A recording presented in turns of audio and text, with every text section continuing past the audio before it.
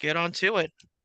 Welcome all to the Slam Jam, the one online open mic and slam workshop where everything goes, except no hate speech. With that said, we're going to be starting off the show with a three-poem feature from a mainstay in the New York Poets Cafe for well over 3 decades. This dude has been an inspiration to many spoken word artists. And it's just a blessing to have this, to have technology in this day and age, having Zoom, for example, to have these gatherings worldwide where we can have artists like Paul Skiff come on and blow our minds. So with that said, enough of me talking at this time. Please give it up for our special guest coach for today, Paul Skiff. Steve Unmute and take it Rist. away when you are ready. Oh, thanks. Um,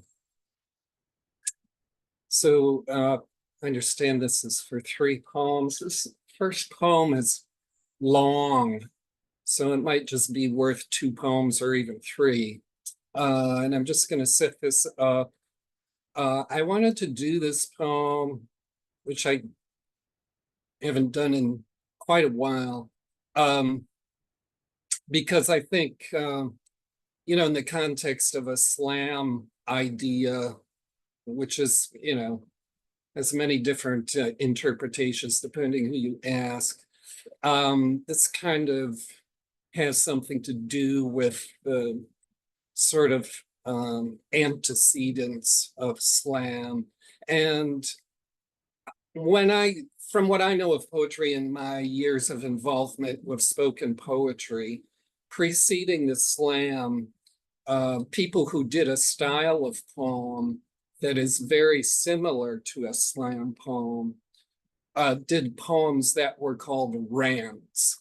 And there were these very almost brand name rant poets. And to my mind, almost every slam poem you're going to hear owes something to this style of poetry, the rant. And you can just hear it all over the place. And so this poem was originally written as a rant around 1989 or 1990. And over the years, it's been transformed as I update it and make it more relevant for, this year as opposed to 1990. And it was commissioned by Jennifer Waters, whose stage name is Jennifer Blowdryer. And she was associated with the San Francisco punk scene. And she's also a well-known alternative journal and publications writer. And she was going to do a full-length evening performance at Ellie Coven's original Dixon Place, which was Ellie's basement floor-through apartment on East First Street. And the title of Jennifer's performance was Holiday Inn Lounge at the End of the World. And she asked me to write an introduction to this performance. So I did this as a persona piece. It is intended to be offensive and harsh. So keep that in mind. It's kind of an equal opportunity offensive poem. And I can't read it I don't have the verbal motor skills I did 30 years ago. I could do the original version of this poem in 3 minutes. I can't do that. And besides, this poem has become much longer than 3 minutes. So sorry to blab on about that. So this is Holiday Inn Lounge at the End of the World. It's done as a character speaking sort of to you, the audience. And again, remember, this is in the harsh zone. Is this it? Is this it? Is this it? Is this it? Is this it? Is this it? Is this it? Is this it? I turned right at the Arco food store, pump station, truck lot, hubcap broker, and tire dump down from the drive-through cancer ward. I've been flying this 25-year-old El Camino with AccuTrack and cruise control for 18 hours since Plutoville. The 351 built in Doraville is gargling high test, cut with borax. I chewed up my last 1,000 milligram doses of methamphetamine 2 hours ago. Can't you tell? Can't you tell? Can't you tell? Can't you tell? I've been listening to the crack in the dashboard vibe out something like if dogs run free every time I boost those 8 cylinders up over 80 mph. Is this it? Is this it? Is this it? Is this it? It was a setup by the tool and die maker, ran an extrusion plant, squeezing out plastic truncheons on contract for the school district's corporal punishment needs. That plastic man played the best rock and roll, played the best rock and roll, best rock and roll, best rock and roll, played the best rock and roll in the city, but got tired and left for tax reasons. His wife got tired of his 17-year-old living girlfriend, got her own, felt the call, took 2 kids out to Oklahoma to do gospel work for the kids to be registered with the County Protection Services and be under the auspices of the glue-sniffing juvenile judge who kept his attic full of life-size dolls with 12-inch paving spots driven through their eyes and liked to judicially handcuff himself in front of a mirror with a dirty sock in his mouth as he sat naked on a frozen brick of cat food to listen to inspirational music while daydreaming about subcontracts from obsolete companies on the other side of the state that want him to sentence pre-adolescent murderers, rapists, sociopathic entrepreneurs, violent carjackers, and teacher beaters to ad seg confinement and hard labor, stamping out bumpers in a system of alarmingly logical social retardation. I feel like a municipal citywide tax dollar shortfall. I feel like a shut down government. I feel like a regional power grid blackout. I feel like a derailed train toxic cloud smothering a welfare village. I feel like an electric company ignited wildfire incinerating 3 entire counties. I feel like a petrochemical landfill seeping into tri-state water supply. I feel like an industrial pig farm manure lake bursting its banks to submerge a quarter of the state in toxic pork feces. I feel like a high-tech weapons platform among overvalued targets. I've been on the road since Sault Ste. Grand, Cold Springs, Harbor Point, Wood Valley Haven. I'm a downstream effect in the abuse cycle. Is this it? Is this it? Is this it? Is this it? Is this it? Is this it?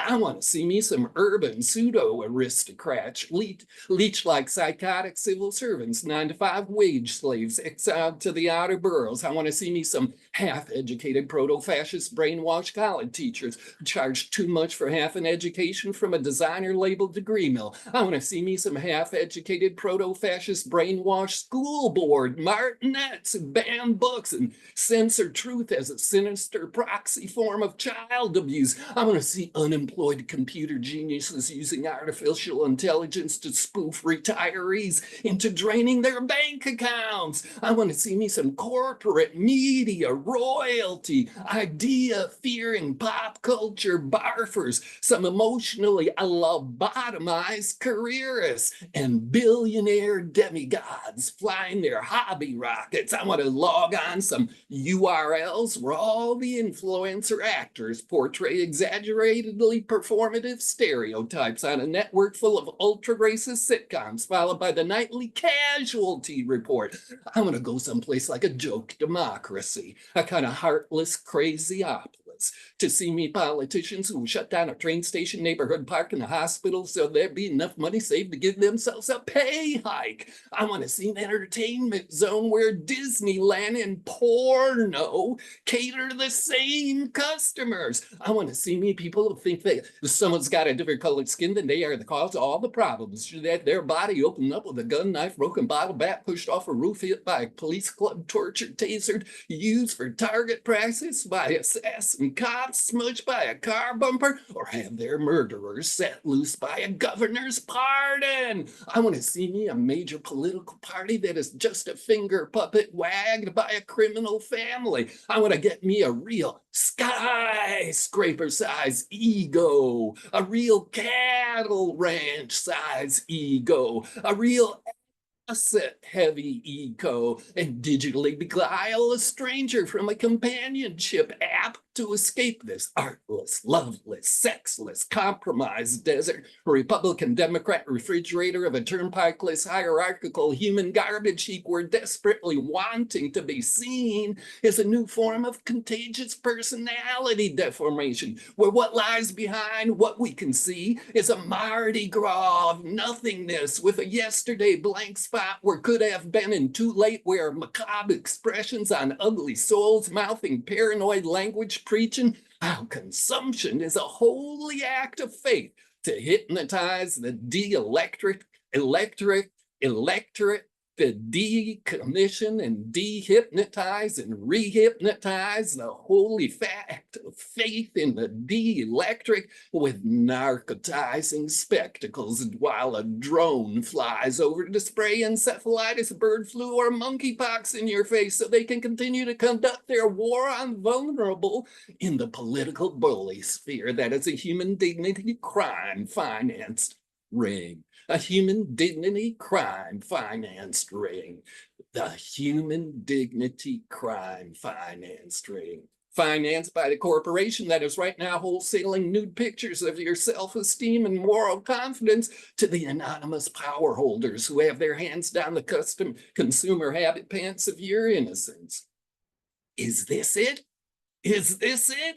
Is this it? Is this it? Is this it? I'm going to see me some fabulously naive modernist utopian architecture inside which shadow-like expense account wannabe do-good pseudo-politicians endlessly bicker about so-called civilization maximally destroying entire populations to create 20th first century death worlds made of unique new forms of necrophied subexistence where vast demographies of dehumanized pawns live everyday lives in conditions with the status of the living dead, condemned to cruel, repressive topographies like a refugee camp where resistance takes the form of suicide. Being spiritually redeemed requires you to be sacrificed, and the only possible form of freedom is to be martyred into scraps of flesh by robot bombs in a non-stop, hyper-industrialized, artificially intelligenced kill-a-thon,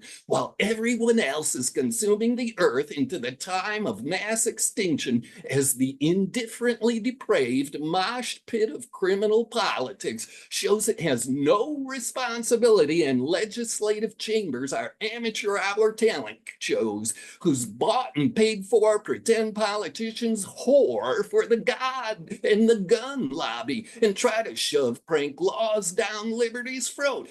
Is this it? Is this it? Am I here? Did I find the right place? Am I in the right spot? I want to informatically dematerialize in a worldwide global gobbling statistic clinic where my personality is desiccated into a numerical recipe of buying habits and prompt rates, where I'm endlessly sold by life brokers in a 21st century version of chattel servitude that zeroes out all humans into a menu of crave, weakness, vulnerabilities, that zeroes out all humans, a 21st century version of chattel servitude that zeros and ones out all humans, all humans.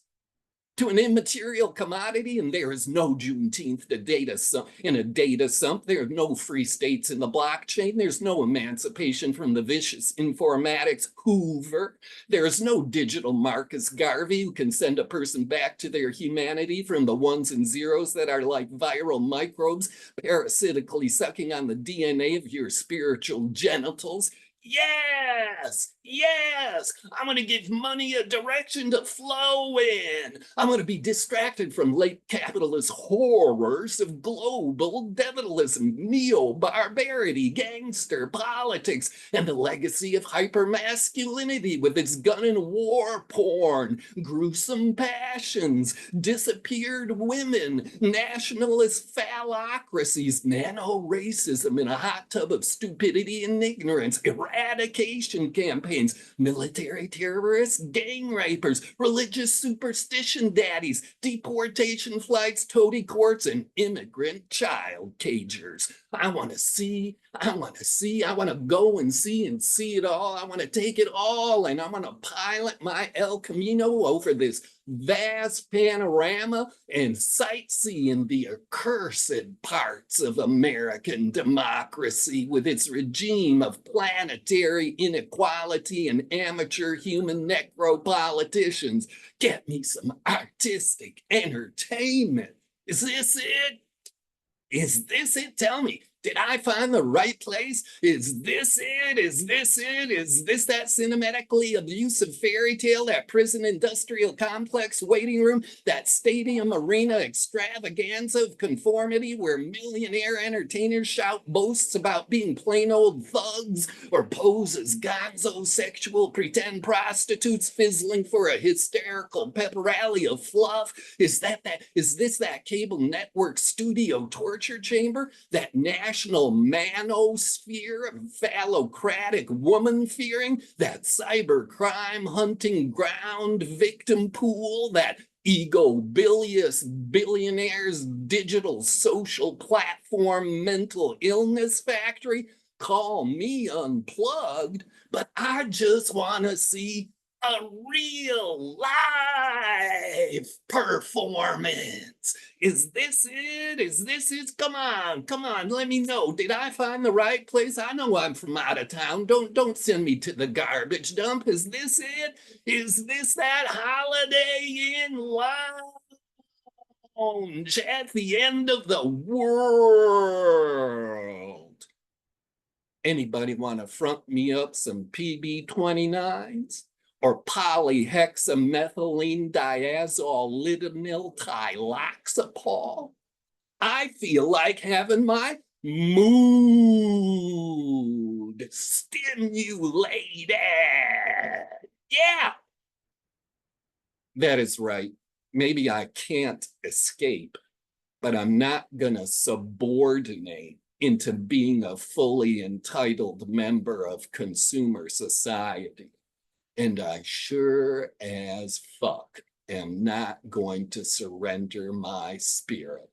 I'm going to stand up, like you just heard, with the backbone someone, namely my no compromise mother, showed me how to use this way, to build a righteousness airplane out of all animosity, then fly my dignity and self-respect straight out of here while I ridicule everyone and everything that just wants to crush tenderness and care.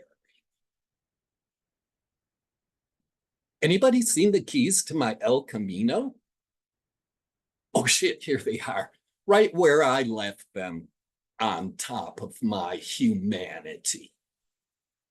Check your rear view.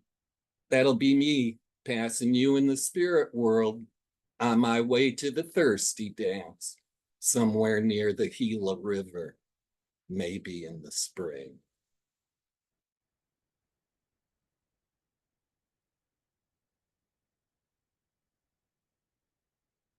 Stop playing, man. Uh, so I Oh just, man. that was a workout for me, let me tell you. But thanks for being here for that. I'll just do one other thing to, because that was quite long. And I'm just going to go in the different direction. Uh, we're all lucky to have each other in these spaces, and especially when we can get prodded by each other to go places we wouldn't if we weren't invited or asked or provoked. So I'm just going to read the half of a collaboration that Lantern Carrier asked me to do with him.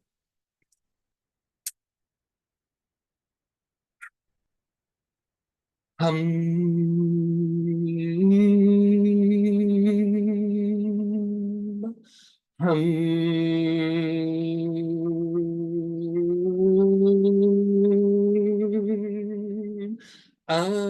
on the skyway. I'm on the sky.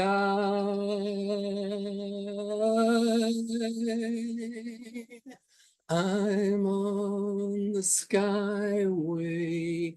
I am on the skyway with your hand on my heart. However, a distance may be measured, we are not far apart.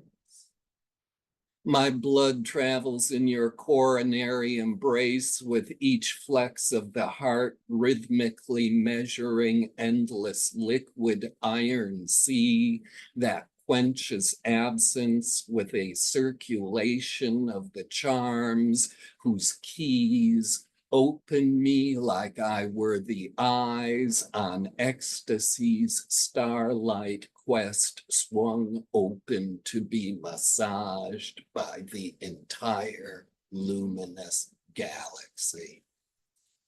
I profess my enthrallment in the gyration of the tapestry woven from fibers amorous graces transform our relatedness with, to reveal that separation has only a physical ruse for the surface of flesh, where all deprivation is confined to the past, made from its own earthliness.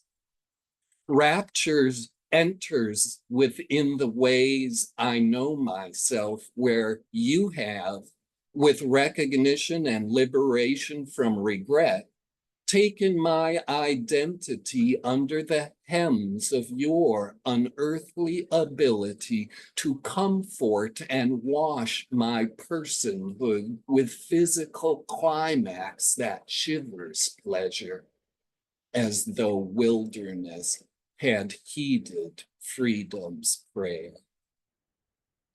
This, my proposal of transcendence, a dare proffered to even gravity, is the love exile where we renounce the body trap every day seizes our destinies from, so we may create what here on earth is one of its impossibilities, being completely alive in a love only stars know how to speak. All this within and without you, the all at once luminosity, the glow you near with each breath and step, a release from perturbation to splendor, is absent for only but to ask. I would perform this tribute from out long years of my human destitution, tooled by the blessings of pure creatures, to understand my own devotion, pull, harmonics strung on the vastness of all creation. So the beginning opened by consent wears love's sure identity. I have countless more confessions for you, all descriptions of emptiness wishing, that expose consolations made from vast distance inhabiting me as I do the universe. I now ask you to, along with me, transform into a preamble for the future love will enshrine with us. For surely we are together in this love that leads to an embrace given by travels we undertake as purpose adds affection to pleasure's need. And it is the simple asking a heart does from within to answer by following with feeling the destination of the better part of ourselves. A call.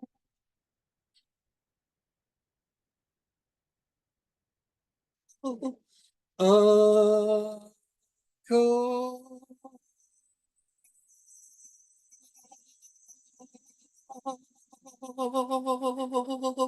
So this is a call,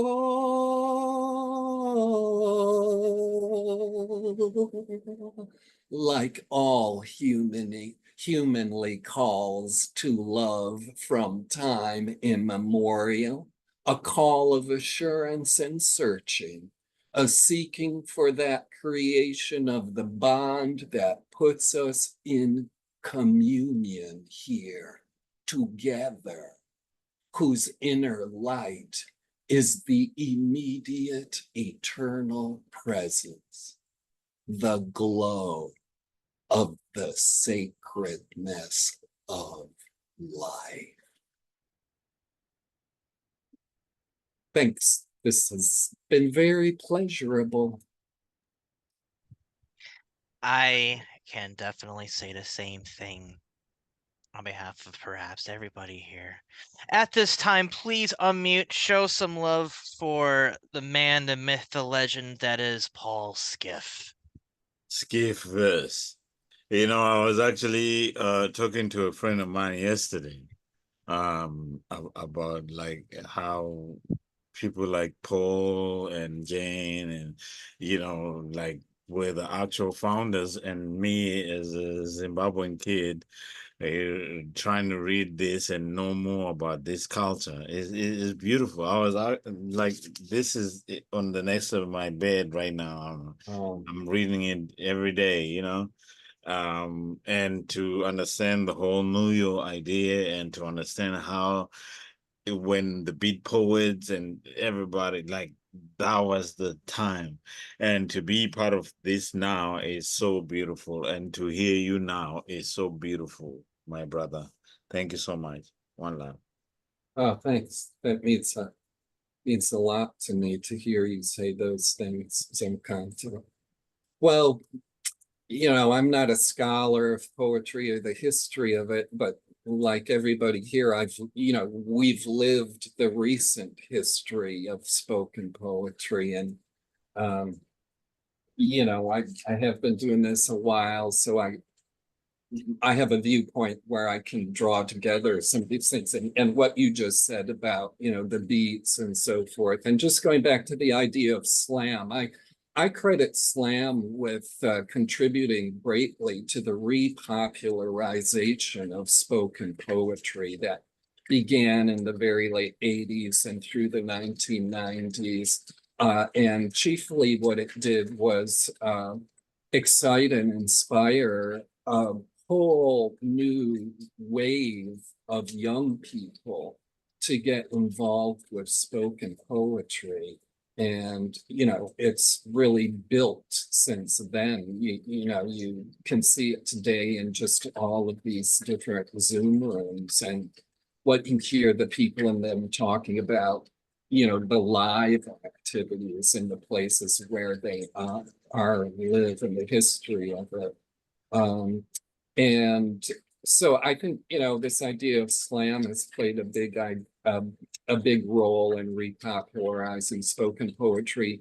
And I think, two channels I would associate with feeding into that were, of course, the Beats, who got a public profile from doing spoken poetry, as much or more than they did from their published work, because they were still considered outsiders by the gatekeeper publishing world. And the people who were doing live spoken poetry preceding the slam, who, like I tried to talk about, this idea of rant and how the style fed into and it influences slam poetry. So, and it's, you know, um, channels like this platform, which uh, continue this sort of cultural heritage, but create at the same time are creating its future, like you talked about. And I'm, as a person not who's markedly not interested in monoculture, I'm constantly looking to other cultures for what they do with spoken word. What are their traditions of spoken word? And I'm always eager to learn about that from people who aren't North American centric. Like for us, like in Zimbabwe, for instance, like and in South Africa, where I'm originally from, we have this thing we call a poet imbongi. Mm, Imbongi is someone who is a praise poet, mm, and their praises is to nature, their praises is to a king, their praises is to women, their praises, so we call them praise poets, so that they speak life into people, so mm, when I came here, I saw that same culture in the slam poetry world when I came in Ottawa, Toronto, and all of these places.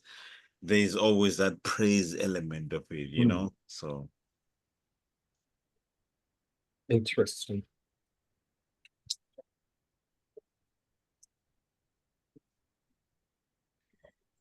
I'm just taking notes from that conversation. Um, just absorbing it all, and of course also absorbing the poetry that we have witnessed so far from Paul Skiff, and it's just really cool to be able to get, like a microcosm of like a history lesson of what we're doing. It's like what we do as artists, as spoken word artists. It's always good to have that understanding of the past, of knowing where the craft has come from, and knowing the different styles, how it can be presented, and then you just create your own little hybrid style out of it. Um, yeah, definitely. That was like a really cool conversation that we just had here, and we're bound to have more fun conversations as we go throughout the show here. If there are no more bits of feedback, one more time, please give it up for our special guest coach, Paul Skiff, at this time. Thank you. Woo! Thanks. Let's go. My pleasure. I'm gonna be reposting the Slam Workshop list so everybody's on the same page. Um, boom. I hit the enter button. Wait a minute, I forgot to add Christy.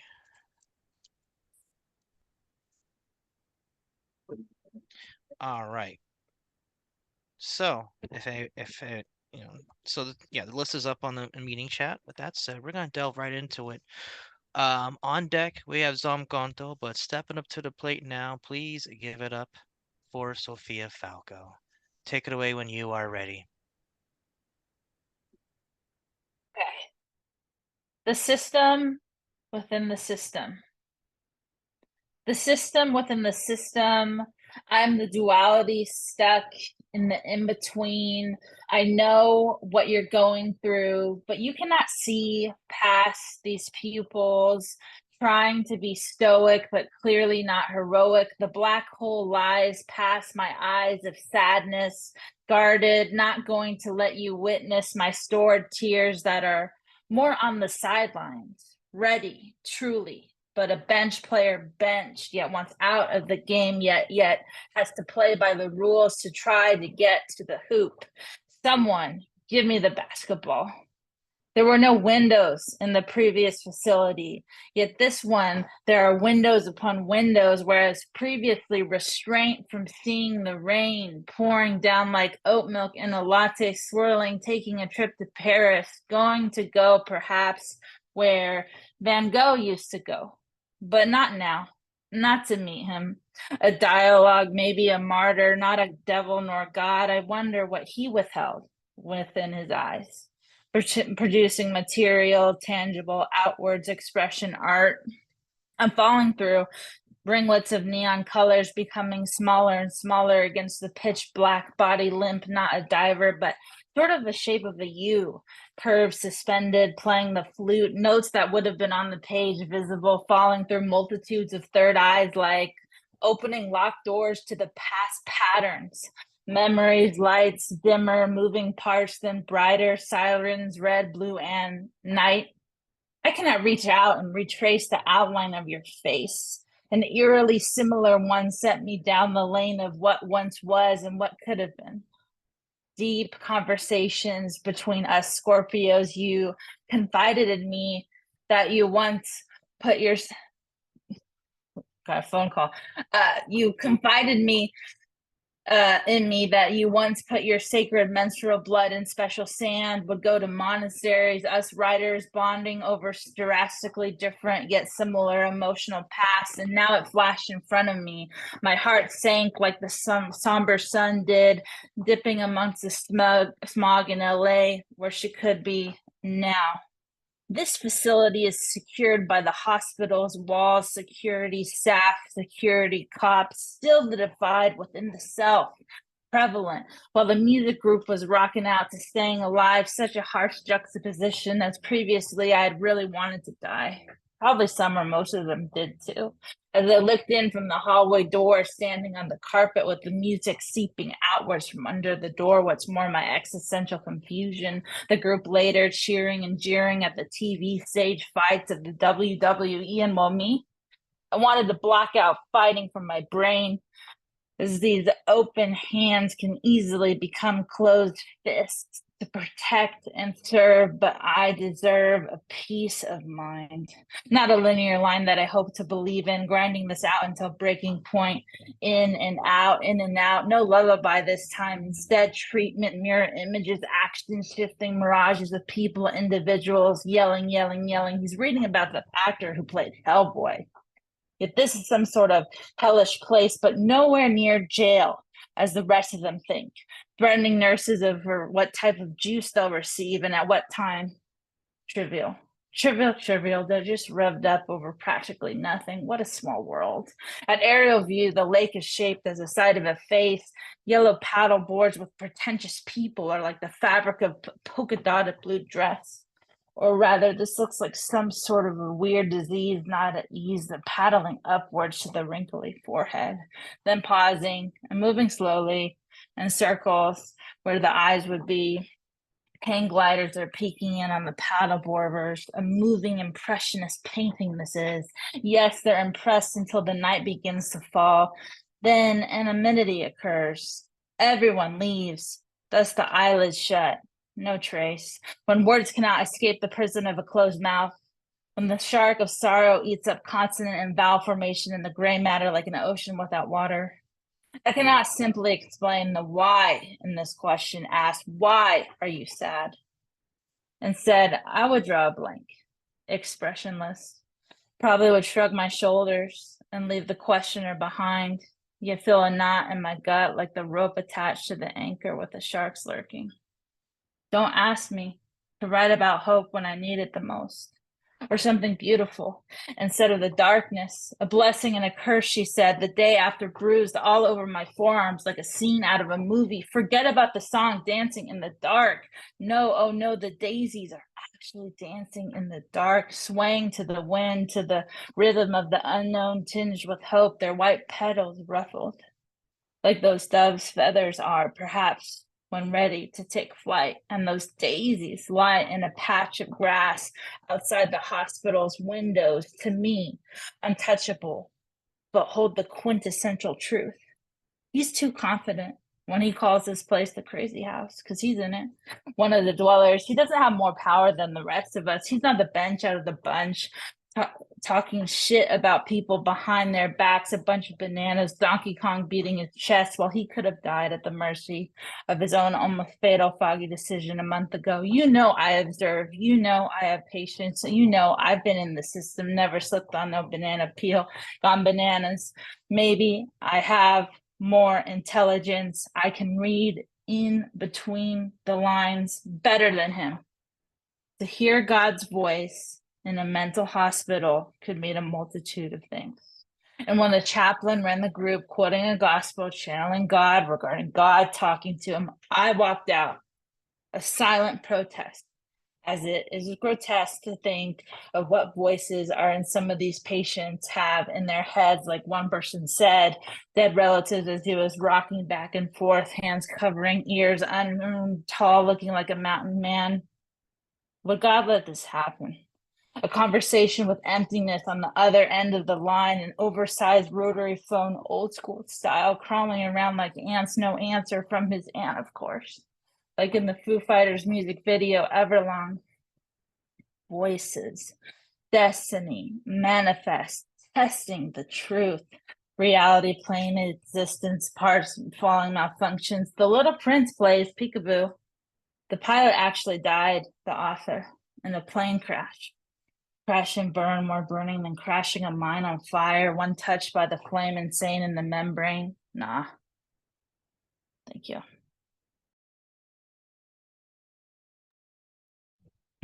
Wow, everybody at this time, please give it for Sophia Falco.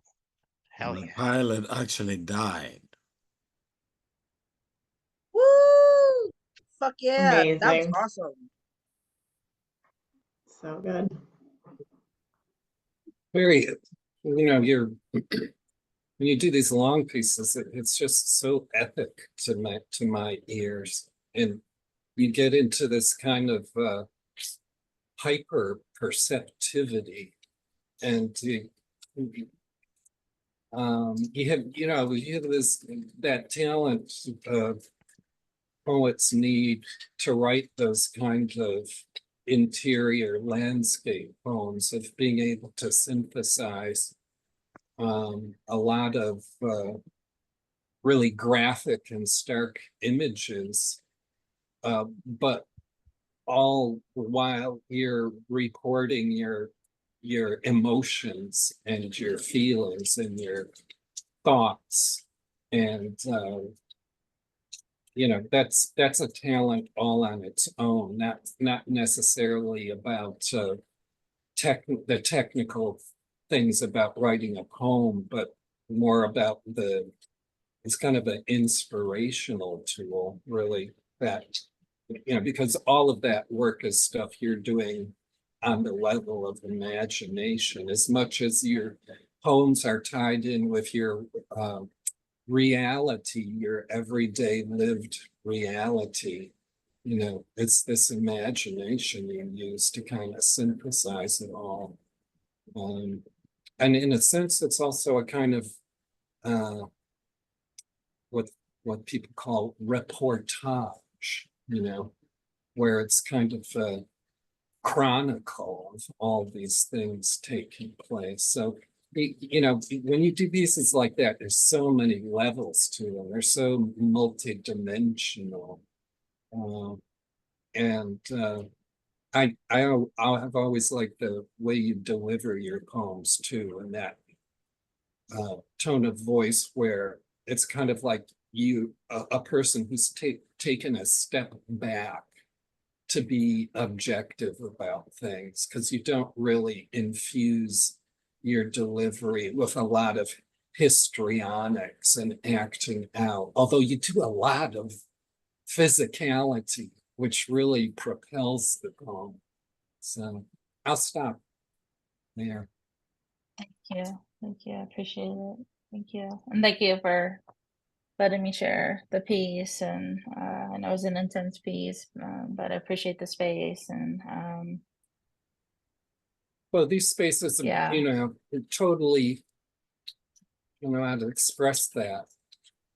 It's almost like a benefit of coming here to hear so many individuals coming here who bring insights to the parts of this culture and this society that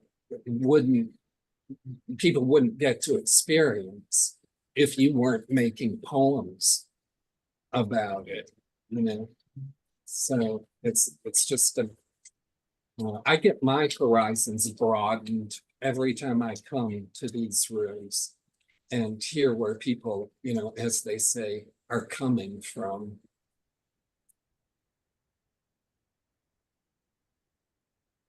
And to add to what Paul was saying, I felt hooked in throughout the entirety with what was it, how did Paul word it? The hypersensuality, to be able to kind of suck us into your brain for a moment. And that's like one of the coolest things about writing, is that no matter who is writing it, whether it be from someone today or someone 500,000 years ago, when you're reading or hearing their work, you're kind of like living vicariously briefly through their work. And it's always been a treat to be able to hear anyone's work and what you're able to accomplish with this piece. I'm glad that you felt brave enough to take this on, and we are thankful. So with that said, please keep writing, please keep doing what you do, Sophia, and thank you. And if there are no more bits of feedback at this time, please give it up one more time for Sophia Falco. Yeah, thanks for coming today. So good. Hola. All right, here we go. We're gonna keep this shindig rolling. On deck, we got C. Santos, but stepping to the plate now. Please give it up for Zomkonto. Unmute and take it away when you are ready. Okay, I wasn't actually ready with my poem, but let me look it up.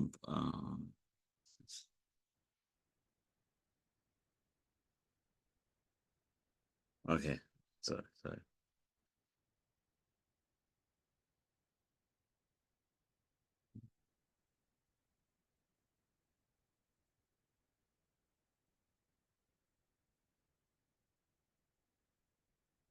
Okay, sorry, I chose a whole different one now because I actually had one ready, but this one is the one I'm going to say. Back in the day, you could order true love with French fries on the side because you knew the farmer was anti-chemicals, and the French kisses were just a bonus because you wanted lips soaking in the very energy of "I love you. I'm so happy you're here." Then love got cancerous, and you walk down the streets counting dozens of open mouths that have sores from carrying love on their lips, and it saddened songbirds how many people chose to stay inside more. Back in the day, it wasn't even so back in the day because we used sundials to calculate time. So the sand was always put to good use compared to now where all sand is thrown into fresh graves. So none is left for our gardens because even roses got darker and darker until each petal looked like the Grim Reaper's coat. Remember when you could actually gloat about good neighbors? Now all this Karen Tology, his neighbors complaining about you raking leaves, then asking if your tree needs some water. Back in the day, a tree would grow so wide it fed fruit to the other side of the fence. Now even trees have grown T-Rex branches, and the authorities have placed taxes on each apple, and Judas now sells each branch to a logger for 30 pieces of silver. Back in the day, even the days themselves had names. Now it's meet you and ever, as if we truly have that much time in this world. And when you die, people flock to the grave like flies on shit, knowing damn well they continuously shit on your legacy. And the smell never bothers them at all because they would love to watch you leave and then decompose at the same time. But back in the day was suspicious too, because no matter how much it warned us about today, we were so damn sure back in the day would remain what it was. So when we started losing the things that we actually love, the clock was too old to be unwound. Back in the day, tried to warn us that there are so many sewers that can burst at that very same moment when everything smells like heaven, and that when it overspills, it won't be able to tell which is hell and which isn't. Back in the day, you could have never doubted each heaven that you visit because real angels, they resided there. Zonkondo about that.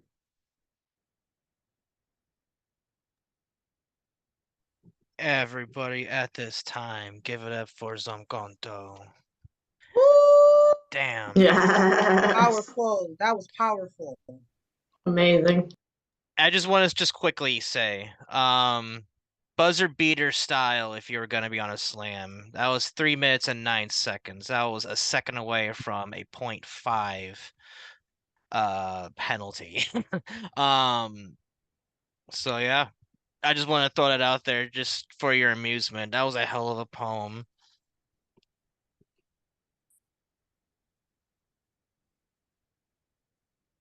Yeah, I like the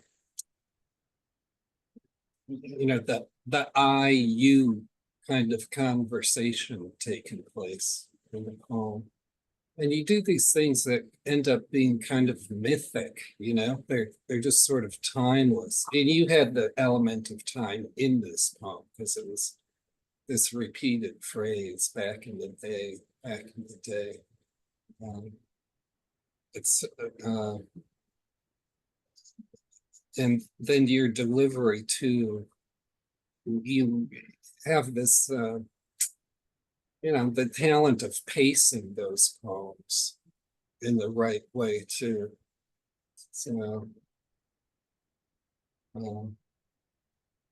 yeah, that's my observations. I'm too pleasured by the poem to get more observational about it. And I feel that's like a big nod to Zomkonto's cadence, to his delivery. Just adds that nice layer, you know. Because like because definitely poems sound different under people's voices in more ways than one. But I would say this piece was definitely a Zomkonto piece through and through. And I just really dig the use of the repetition. It really does drive home a certain point. It does kind of like it takes like a nail and kind of hits it over the head with it, with a nice little hammer. But with that said, if there are Yeah, no it's kind of a lesson poem too, because you're actually setting up and detailing all these examples, in the day this took place, in the day it was like this, in the day it was like that. So it's that was interesting about it too. I just wonder, when you write a poem like this and you're in this kind of you type of conversation, do you do anything in particular to um, imagine who the you is? Do you have a specific person in mind for a poem like that? Yeah, Is there a real actually, actual yeah, actually, Zomkonto is my ancestor's name. So when I'm talking like back in the day, I'm actually talking in my ancestor's voice and imagining what he would have been like back in the day. You know what I mean? So that's why I even say back in the day wasn't even back in the day, because it's me now. So back in the day wasn't even back in the day because it's now me now representing Zomkondo, my ancestor's name. You know what I mean? So I always picture what would my ancestor have said about this present time. So that's back in the day. What would my ancestor say about who I am right now? And would he be happy? Would she be happy? Because they believed in God in a different way. We believe in God in a different way now. And I believe in the God that they praised in because that same God is keeping me alive right now. One love. Thanks for that explanation, because that gives me a much broader sense of the poem, where it's coming from, and what your purpose was for speaking the poem too. In a sense, it's kind of a parable. Like I was saying, it's sort of a lesson in the poem there. And I think that's just a really uh, important and marvelous thing to be able to carry off in the poem, is that kind of preservation of the knowledge, and just the preservation and the protection and the promotion of that kind of relationship between you and the ancestor, to kind of invoke that and bring that up and have that be, in a sense, sort of one of the missions behind the poetry. I think I would contrast that with why so much of poetry gets written these days. Um, um, I'm waiting to hear Christy because I know Christy, like, like if you want to speak about emotion, Christy got emotion. yeah, yeah. Oh, we'll be getting Christy quite soon, actually. In fact, Christy is on deck. And at this time, before we get to that, if there are no more bits of feedback, give it up one more time for some conto. All right. Right on, my dude. As said before, Christy Scribbles is on deck, but stepping up to the plate now, please give it up for C. Santos. Take it away when you are ready. Hey, I'm sorry. I have not been on Zoom on my computer in like months. So I forgot that this was my background. So when I went on camera, I was like, oh shit. Looks good. It looks good. But okay. And I kind of like that this is being timed because I never know how long or short my poetry is. But with that being said, y'all have heard this many times, but let's see if my delivery could be better. Okay. Letter to my childhood self. Dear me, remember the time I used to spin around, eyes closed, the cool air on my face, a dizzy moment of peace, a moment to think. I would think about my day, the things that made my mental go gray, my future, bright but blue, what I wanted to be, who would I blossom into? A magician, a writer, interior designer, or someone who makes clothes? I was told I'll never be good at any of those. I am sorry, I am not who you thought I'd be. No one expected me to just be me. I was supposed to die before turning 18. A soldier to the mind, a fighter of ongoing mental battles, surviving the generational cursed traumas, while no one hearing our inner cries, to feel, welcome hope, to have a future as big as my sleeping soul. I am sorry you have carried yourself as if your body is made of armor, having to shield away all the hurtful comments. Flesh be damned for wearing this fat body as a badge of honor, an honor of confidence and determination. Ignore the glares and stares. The world is afraid of a plus size who loves themselves, afraid of plus size bodies moving up the money scale. I know you did not expect to carry the weight of the past on your shoulders.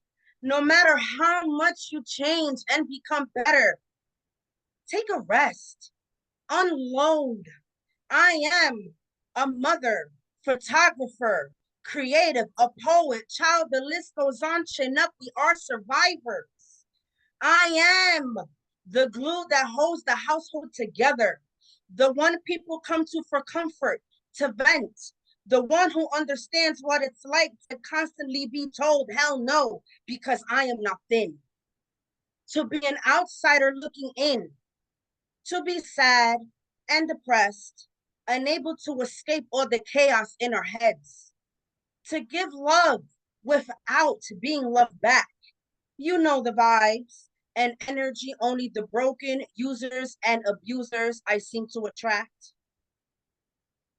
Remember that time using was all we had, downing shot after shot because liquor knew me best, drinking to numb the pain and hurt, the feeling of knowing you were never wanted, not even at birth, the fat shaming, name calling, addiction was my only support. A bottle, the one thing who couldn't talk trash or talk back, who never lied to my face or acted fake, out drinking the best of them while making sure I did not break. Feeling alone, except for that bottle waiting for me at home. We fought that inner demon a long time ago. I'm sorry for not loving you when I should have. I'm sorry you grew up too fast. Understanding the coldness of the world at a young age, neglecting you was my worst mistake. I should have protected you, done more, love you in a way the sun hugs the clouds, a love only food lovers know when they are about to chow down. I will fall so madly in love with you. No one else will be in my field of vision. Be so strong for you. People will cower at the sight of me moving mountains. I will take all the love I have left and put it in a jar. I will put that jar so high up, no one can reach it unless they are on my level. Raise my love so high, you'll see God dancing with the devil. I am strong like stone, as soft as the sand under your feet, as smooth as the ocean waves dancing on beat. We survive. I survive, with or without faith. Dear younger me, do not cry. Let me wrap my arms around you and embrace those tear-streaked eyes. Eyes of a fighter, a warrior, a queen, a misunderstood first glance, who no one ever gave a chance. We will win the battle and the war. One day we'll be able to fly free and soar, be as fierce as stray cats caught in a downpour. I will love you like no other. I'm sorry for everything, younger me, for everything we could not be, but we'll make it. You'll see. Sincerely, me.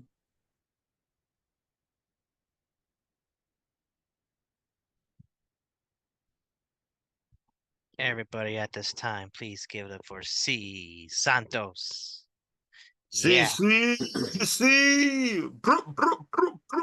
What, Yeah, super. what? Yeah. So See, good. Hmm. see, this is what I like. This kind of poetry that's like got this urgency underneath it, this really propulsive need to be said kind of thing. And you do that with such confidence, which is kind of like the theme of your poem, right? You're standing up and speaking out and owning who you are, which is almost a genre of poetry in itself these days. But it's that confidence and that urgency of um, I once heard Lois Griffith, one of the founders of the Poets Cafe, say from the stage when somebody had done a poem and it didn't get people's attention, she said this question, yeah, how do you get people to listen to you, right? And you get that just with the sense of urgency and the confidence with which you deliver your poem. That's going to get people listening, without fail every time. And so I was really, caught by that sense of urgency and your confidence. The second part of the poem really took off too. I mean, you set the stage and got kind of everybody oriented to, okay, we're with you. We know what this is about. But then you just really took off with that and ran with it with all this great imagery and these really intense emotional images and stuff. And that it sort of turned for me when you did that line. I'm sorry for not loving you when I should have. Or I think that was it, and it just really uh, soared after that. So thanks for that. That and it, again, this is why I come to these rooms. That was uh, really had a lot of lessons in it for me about how to create a poem like that when you need to, in a sense, you are emancipating your own self and you're emancipating yourself from yourself, but not the self that you know yourself to be. You're emancipating yourself from this self that's an image constructed by everybody and everything else that was waiting for you before you got to this world.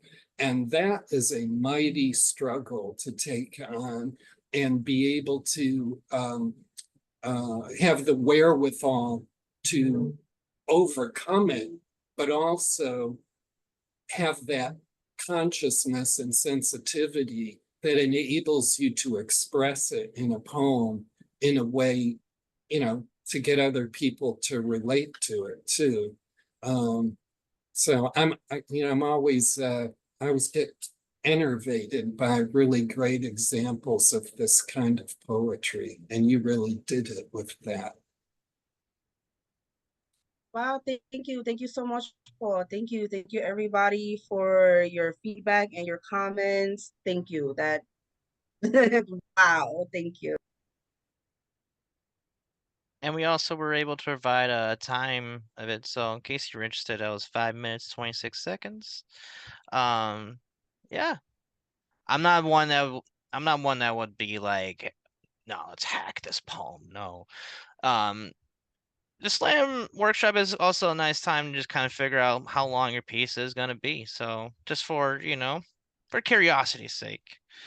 I wouldn't change anything in that poem, personally. So with that said, not every poem's a slam poem, and damn it, that's the way it should be, Just some pieces just aren't, built for a slam, but that's totally cool. That's why there's this open mic, That's why we have this space to be able to share cases, pieces like that. And with that said, one more time, thank you, C. Santos. Thank you for doing what you do, and at this time, one more time, give it up for C. Santos. Thank you. Thank you. Right on. Bro, bro, bro, bro, bro.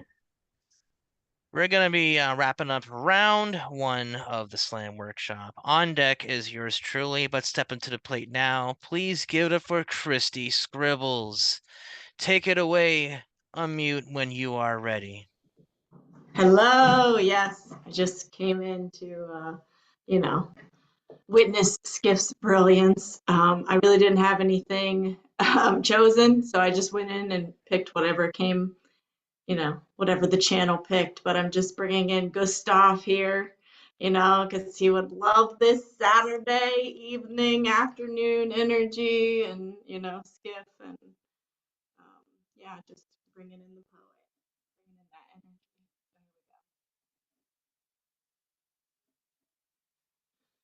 There we go. This one is titled Brain Ripples. The space of time sits inside my mind and reminds me back to me. I sit inside this place and I wonder. I wonder why we die. We separate from body, from mind, from soul. I am not in control. I am not in control. The mind rewinds. The mind reminds, pulling the tape around the cassette with the pencil to fix the noise. To fix the noise, what is all that noise hidden from the void of the earth at its axis, at its core? The middle of earth, the middle of me, the stomach holds the acid of corrosion. Corrosion, corrosion, explosion, corruption, corruption, disruption. Corporation, corporation, manipulation, manipulation, manipulation. Persuasion of the mind plays back false rewind and allows the sticking of time ticking in my mind, and I break the bottle off my crystallized brain. Am I going insane? Am I going insane? Am I sane? Am I safe? Am I satisfied? Satisfied, satisfied, satisfactory with its back to me, scoffing at the ridiculous nature of it all, of the hidden wall buried in roots and scars and in textures of roots, of the bumpy, of the lumpy, of the wet, the hard, the hand runs down the wall. And it feels the surface of my mind, of the place inside me that no one gets to see, that no one wants to see, that no one believes is me, is her, is she is me, inside the mind, of the brain, of the body, of the soul, ripples control the wave of the roll of the time in the space of my mind. Thank you. Everybody at this time, please give it up for Christy Scribbles. Woo! Yeah. That was amazing. Bro, bro, bro, bro. So rhythmic. So You mentioned Gustav at the beginning, and I started tearing up. So I had to shut my camera off. But yeah, you did that. I'm so amazed at your intensity every time. Like there's a certain i- i- intensity to whatever you do. You are actually one of the most emotionally built poets I've ever seen. One of them. Yeah, put in a second vote for that. You have this gift, Christy, that's the kind of naturally emotional key or tone of your voice. And it just is there from the first sound out of your mouth, this very emotional tone that you deliver those poems on. And so I've always known your work to have this very high emotional register, as some canto, was zeroing in on. And you are a very performative poet also. You can just, hear that in the as you pace these things where you slow up, you speed up, you slow down, you pause. You're using the whole time register, which is not something people think about a lot when they're um, thinking, when they're going to speak a poem. It is a time, it is speaking a poem is a media that's time-based. I'm saying the obvious thing, but it's so obvious it's kind of hidden in plain sight. There's a beginning and an end. And what are you going to do with that space in between? And you really play the whole register of the time element, like I said, by speeding up and slowing down and lingering and pausing.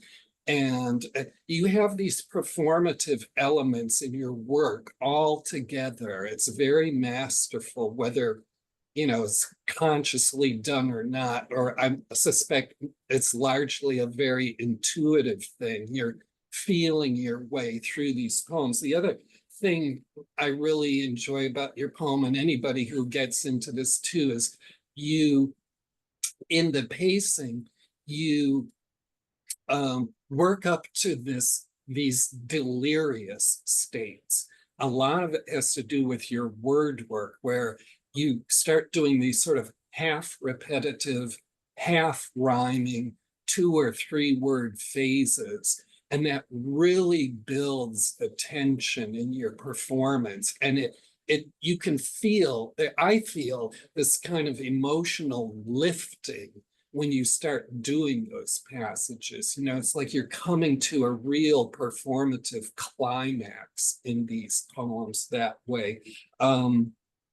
Uh, those are the things that really get to me about your work. It's just a very intuitively performative and highly, highly emotional work. I'm not even getting to the content of what you're talking about, because, that's a whole other side of what you do, is the imagery and the emotions. Again, like I think I've seen in everybody's work here, you are synthesizing very emotional um, states of mind with kind of graphic images and so forth. I guess that seems to be a very pervasive thing most people do these days.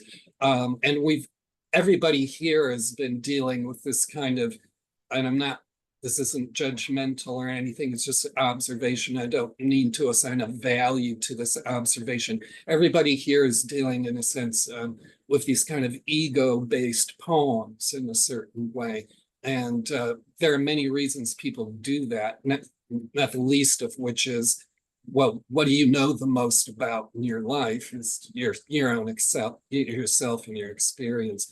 But where that goes wrong for me is when people are just trying to work out too much on the audience, so to speak, like we're your therapist kind of thing.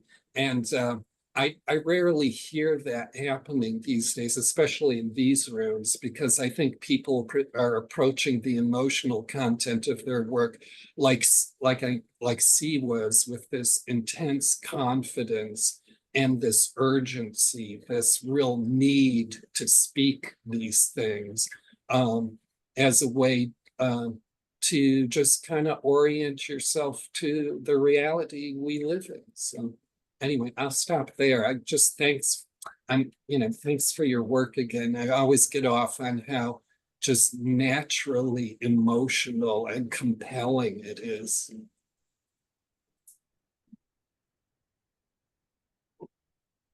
Awesome. If there are no more bits of feedback at this time, please give it up one more time for Christy Scribbles. Hell yeah.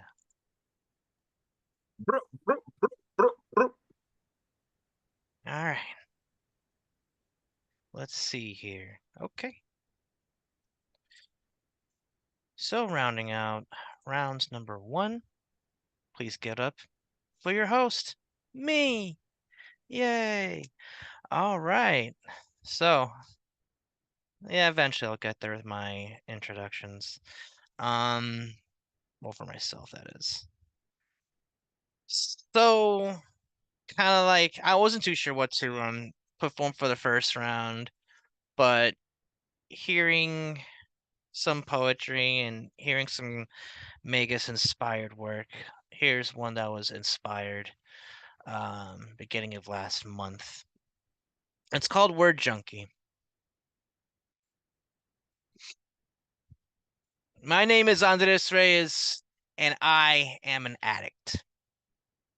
I'm addicted to the feeling of pen on paper, juicy words that the page will savor, creating poetry that influences radical behavior. When it's a passion, it's never a labor. So let's take artistic expression straight, no chaser, and scream the eternal cries resting within Mother Nature. May our poems be star-destined prayers that become future lifesavers to the ones who may be our future engravers. I'm addicted to the community, the feeling of unrivaled unity, achieving spiritual immunity, not feeling like a minority, the wonderful souls and personalities, where every day is a ceremony, a celebration of our humanity.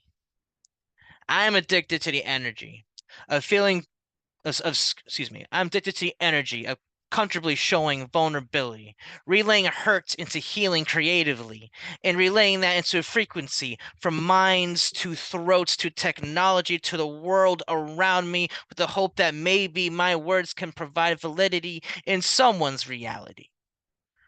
I'm addicted to poetry. Can you feel me? My system refuses to make antibodies for the creative bug that embodies all of me. I'm addicted to poetry and the ability it gives me to be a little wild, a little crazy, testing and pushing language to its boundaries just to see what it be for shits and giggles and scientific theory. I'm addicted to poetry and the spiritual liberty it brings to me. I am a word junkie whose only fix is poetry. Again, my name is Andres Reyes, and I am an addict. For there is no high in the world that compares to spoken word poem. There's that piece. I think that needs to be the theme song to this room. There is no high that compares to spoken word. One love. Yeah, spiritual liberty. There are a bunch of metaphors in that poem that were very florid. And I see that, as just literally a confessional love poem. Really, it's all these confessions about how you're in love with spoken poetry. So it's very unvarnished and um, un, it's kind of paradoxically unself-conscious. You've arrived at all these statements through consciousness of your own delight in spoken poetry, but you're very unself-conscious about confessing it all. It just kind of came to me one afternoon, and I just typed it away. So here's a question for you. What are your thoughts about your previous life as somebody who is engaged in public performances and how that relates, if it does in any way, to doing poetry and speaking that publicly? Um, well, my experiences with public speaking are quite varied. Aside from like stuff I had to do in college, there was a time period where I wrestled semi-professionally in the New England area, and there'll be those moments where I have to be coming up with things to say on the spot to further a storyline, to captivate an audience, to get to the meat and potatoes in a succinct way that grabs the audience's attention. And then to kind of have that funnel into when I've performed live in person. Yeah, like there's moments where I get that like that aggression, like that natural aggression. Um it's just like the intensity that picks up sometimes depending on the subject matter, and it just kind of like snowballs from there.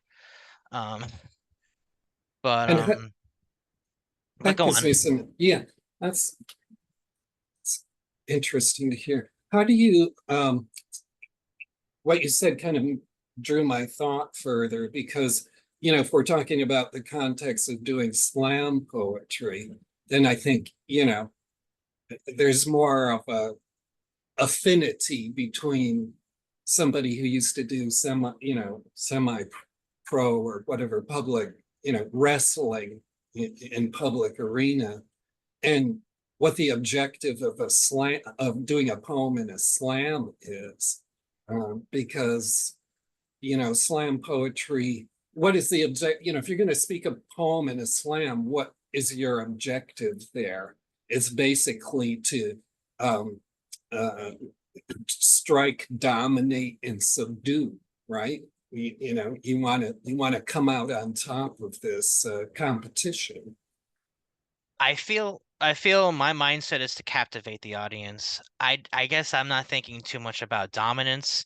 I think in the sense of leaving certain impacts with an audience that resonates, things that people will go home, thinking about. Kind of like in the spirit of how like maybe in wrestling, guys like Mick Foley who weren't like in the main event spotlight for a good chunk of their career would be creating these moments for the crowd that they would take home with them. Albeit I'm not taking 20-foot dives off celled structures through a table, but sometimes I get wild with my poetry. I try to be out there with different personas and whatnot, just to kind of keep people on their toes and see what's next. And somewhere in between, I'll throw some like, I guess, more serious pieces, I guess you could call them.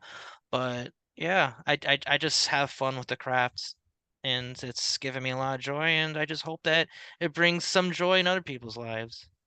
Oh, that's interesting. So your focus is, like you said, is providing a really great experience for the audience. You're not focused when you're thinking about doing a slam poem, you're not focused on you need to win the contest. It's more about um, kind of satiating the audience. Yeah. Huh, okay.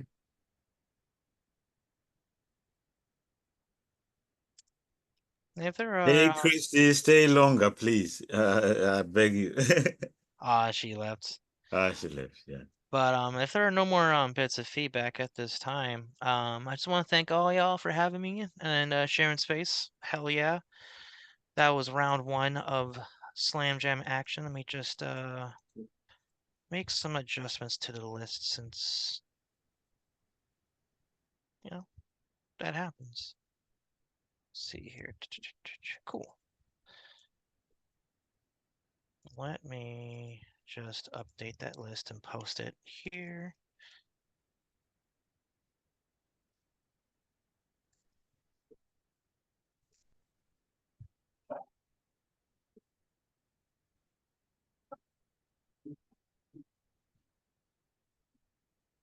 All right, cool.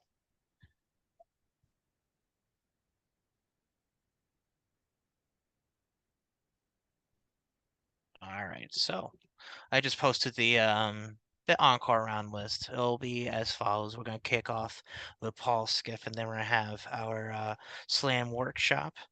Paul, just letting you know, you have 1 to 2 poems for this encore round, so have fun with it, honestly. With that said, on deck is Zomkonto, and stepping up now to kick things off in the encore round. Please give up for Paul Skiff. Take it away when you are ready. Okay. Uh,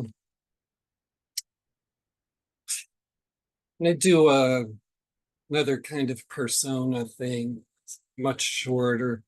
I do want to say this is all, this is what kind of, this is a satire on dull everyday violence. So it is about violence. Just so you're aware of that, it does kind of go into the harsh zone again. The only other thing I'll say about that is if you live in an environment where violence is endemic, it happens every day all around you, and you're going to hear about it every day all around you. At some point or other, you're going to be at least tempted to make fun of it. Um, and so, with that being said, surgical sculptor, my art and emergency pain, the masterpiece I create, thrill is a nasty fate. Because my thing for blood is loved by a world that doesn't make sense, I'm gonna dismember your understanding into irrelevance, force it to confess. A faceless police statistic is the kind of petty stardom you'd like best. The butcher block orgasm that sends my heart to blast off ballisticalness, an unerasable, senseless, sensational, lowly, mean, recreational act of bloody nonsense. I'm on the train heading uptown to commit a ripoff with Mr. Random Chance, whose destination is your face. On the platform for all to see, we will cheat dreary routine. Your charming smile will be among the take. In a city of a gajillion vulnerable losers who don't know twisted fate is the rule, you can make a bet by riding the train in twos and threes, but for that choice of targets, I'm a stabbing fool. So before you leave home, take one last look at your mother's joy and pride. When next you see it, your reflection is going to have the signature of a new owner. I hope you like without such a loving flourish that I've carved. When my beloved blade woos a cheek on the platform, people run and babies cry, an elevator full of singing murder weapons limbos to the body bag behind your smile, where with horny nonsense I seduce the world's human evil and fuck it with your pain. That is why my joy for your unclosed skull, dear, is your guilt too busy humping concrete to rationally explain. Well, good evening, stranger. Why so nervous? How unfortunate the train is late. I bet you did not know with an amorous piece of steel your face has got a very sharp date. Let me introduce you to my common box cutter. I knew it was meant for your flesh to hack. When I saw your virginal jugular vein, now all will watch your blue blood climax upon the track. Excuse me, lady. While my brutal bick slices a few buttons off your cleavage, I'd like to doodle on those 2 empty pages. Haven't you seen gratuitous violence like this up close before? Well, let me show you from the top. Bend over, virgin. I want to sheathe my blade up in your slot. My knife will leave you so well cleft your asshole won't have any wrinkles left. The train is pulling out on its run now. The sound is deafening, but listen closely. That's not just a scream of pain. Breezing up the stairs onto Broadway dances my bloodlust laughter, clear and plain. I want to decorate your face with the muscles of the sob, scream, and cry. And because I've made their acquaintance, you'll sport a very high concept smile. Forget the facelifters on Park Avenue. Aboard the number 7 train, a 50-stitch frown is the latest style. To me, pain is the Mona Lisa, Buddha's tear, a Van Gogh starry night. But now your face looks more like a Jackson Pollock. I'm such a virtuoso with a knife. See, I'm the shark, yeah. Like my teeth are white, yeah. But my name ain't Mackie, and I don't got a knife. Just an economy box cutter, 99 cents. In the city, there's nothing less expensive than a life. And when I'm hanging out later with a girl who's a bit too butch, I'll be thinking of your lovely new facial crease, dear, as she runs her lips up over my tongue. Later in the diner, all will turn to scowl and stare as the memory of your helpless horror fills my mouth with demented laughter caused by how gushing blood you pleaded for help, but no one cared. I know you'll catch on now, even if it's way too late. Art is the perfect crime. That's why you just stand there trying to act like innocent bystanders as I carve up all your smiles with my rhymes. From jawbone to hairline, across the nose, above the eye, my 99-cent box cutter sings such a lovely flesh and blood lullaby. See, I'm the shark, yeah, and like my teeth are white, yeah, but my name ain't Mackie, and I don't got a knife, just an economy box cutter. In the city, there's nothing less expensive than a life. That's that.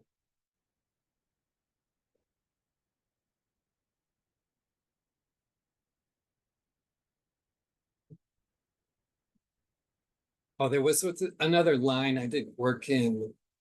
Fucking Burke told Brett stole half of his shit too. So what's so wrong?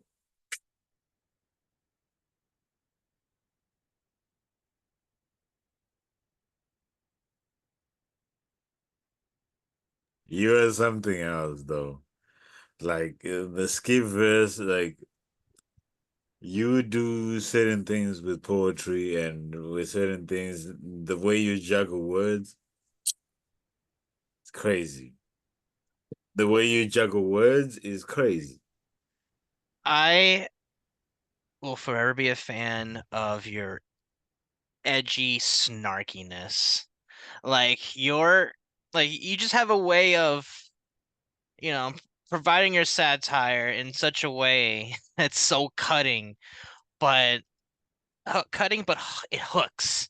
It's fun, and it's just so fun to see other people's reactions, hearing some of the lines, and feeling, you know, like more or less the same vibe. It's wicked cool. Well, Uh, I'm at the age where I grew up uh, watching old black and white movies on TV. And who were the people who were, you could see who were just, the satirists without peer, So these edgy snarkiness. I mean, it's Groucho, right?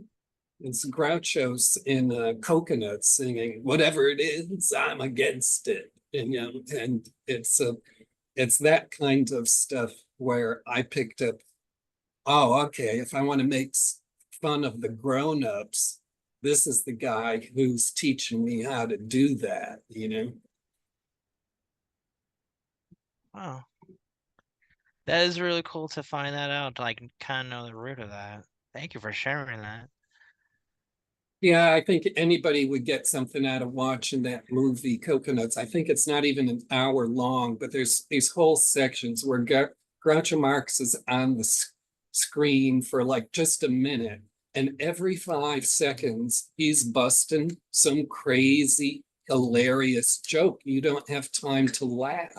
And he's doing it in such a, like, he's this edgy, snarky tone where he's not only making fun of himself and his material, as well as making fun of the kind of naivete of the listeners who, the whole objective is to catch people's sensibilities off guard and be offensive in a way that you're not sure it's safe to laugh, you know?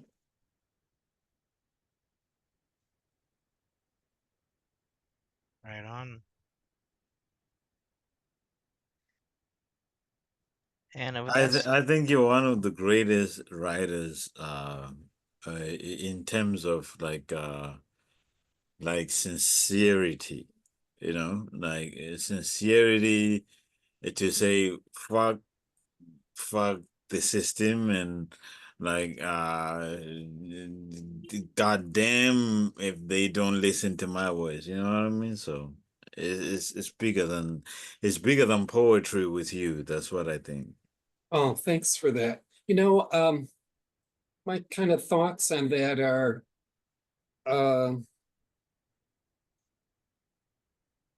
I guess I'm kind of, in a way, this is my view, sort of a ultimate outsider in a sense when it comes to being an artist or a poet.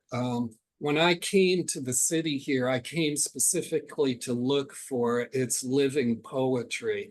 And one of the first things I was told was you have to go to the St. Mark's Poetry Project open mic. And the St. Mark's Poetry Project was the biggest legitimizing venue for speaking poetry at here at that time. It was before the cafe opened. And I, up to then, had just been going to these open mics in some of the most kind of underground places. And I got kicked out of St. Mark's in the middle of speaking my 3-minute poem. The moderator walked straight up the aisle, stood in front of me in front of the podium, and said in my face, "You have to stop now and leave." Um, and so I wasn't going to fit in there, obviously. And that was seen as the venue you would hang out at and try to make connections at because you had the prospect of meeting publishers and that, right? And remember, this was the gatekeeping era before the internet democratized getting your work out. And so, I was glad, okay, I learned I'm not going to fit in with those people. And so I continued going to places like ABC No Rio and some other underground places. And then the cafe opened and I was welcomed wholeheartedly into the cafe and encouraged by the founders. But obviously, I'm not Nuyorican. This didn't matter to the founders, but I think I found it mattering a little more as time went on, and the founders were eventually kind of pushed out of their own cafe. And at the same time, my strategy for getting my poetry out was not to get pigeonholed in one clique of poets. So I went to ABC No Rio, a squat on Clinton Street. I went to the Nuyorican, and I went to another place uh, known as Gay Cabaret, Jackie 60. And then I would go to other sort of one-off things. And to me, that was the right strategy to get my work out because I wasn't pigeonholed in one kind of clique of poets. But then I didn't really fit in as a bona fide member anywhere because I didn't want to do that. And I guess the point I'm trying to make, to get this shorter than it already needs to be, was that as an outsider, you, in a sense, don't have a peer group.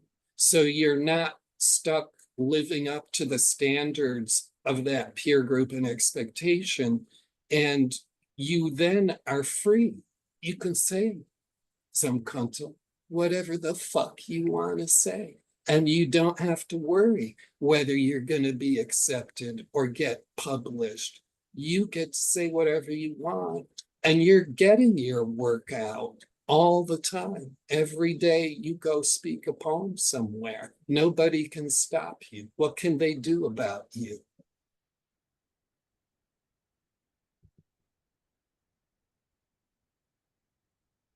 Very well said. That couldn't have been eloquated any better. Take notes. Keep doing what you're doing. Keep getting your poetry out there. There's bound to be an audience. There's bound to be people who are willing to listen. And there's gonna be people who are willing to validate. And it's just awesome to be able to hear um Paul's experience, in his youth, getting into the scene. Very important things to take note there. And it just highlights the importance of having venues, whether it be in person or digital, right here on Zoom. Um, don't ever take spaces like this for granted, because there was a time where people like Paul were told to stop, to get off the stage. We don't do that here in Open Minds. We don't do that here in a Slam Jam. We don't do that Chaos Magic. And just please keep that in mind as we keep doing what we do. Much love to you, Paul Skiff. Everybody at this time, unmute and give all your love to Paul Skiff. Yes, Paul. Yeah, man. Thank you. I'm feeling it. Always a hero of mine. Always a role model of mine. One love. And while we've been talking about the New York and Poets Cafe, I just want to also give a quick shout outs to Elemental, who's in the house, chilling, enjoying the show, showing love to and support to Elemental everybody with the here. 2 in the middle. One love. Glad you're here. Always glad that whenever we can ever get a chance to see you around here. Hope you're doing good, man. Anyway, we're gonna go into the slam workshop right about now. We got a short list, a 3-person list, so hey, we're gonna get through this pretty quickly. On deck we got C Santos, but stepping up to the plate now. Please get up for Zomconto. Unmute and take it away when you are ready. All right. One love. This one is called Pep Talks in the Ghetto. Pep talks in the ghetto are not usually pep talks, but trauma dumps. Towering giants brutally crumbling like sawdust upon their sons, because for years invisible hands have been chipping away at their own self-esteem, their loose screws unraveling from limbs that have become accustomed to bringing hammers down upon steel. Sometimes they confuse that steel for their own children's limbs. These drunken men who will bend to nobody, swill but colonialism, chained to the same freedom train that never left the system, and the few times that it did, it ran over their own kids and had to be brought back to the station to clean out the blood and make it gleam again, while the speakers repeat the message to moan in peace, and then repeats the pain. I had friends as a child that were so afraid to go back home. Oh, so little did I know their skins were fire pits, and what I thought was just ashy skin through holes in their clothes was actually loud-mouthed, drunken souls that only healed when they played with us. But that when they started walking home again, their skin filled afresh with pus. Now I know why they never spoke much. We did not know why they withdrew from touch, so we left them out of tech teams. But if I had means today, I would seek them with the Midas touch, turn their smiles into gold because, oh, how rich their laughter. Can you believe they actually laughed in paragraphs? It is a hard thing as a child to watch another child be so sad. So together we prayed for change every chance that we had. Change for hot buns, change for ice cream, change for movies, change for dreams. Man is a different kind of misfit. We know when to change a tire, but if our own communities are losing air, we puncture their lungs some more, losing all desire to breathe as one. Then sit and watch our drunk fathers dump trauma upon the shaved heads of their sons. And from across the street, adding to the speech that pep talks in the ghetto are meant to be angry. Because, god damn it, we are angry that we could be such happy people and yet the world see only our ugliness. So we start hammering away at any love that stammers into our day, walking past store mirrors, wanting our own face to change.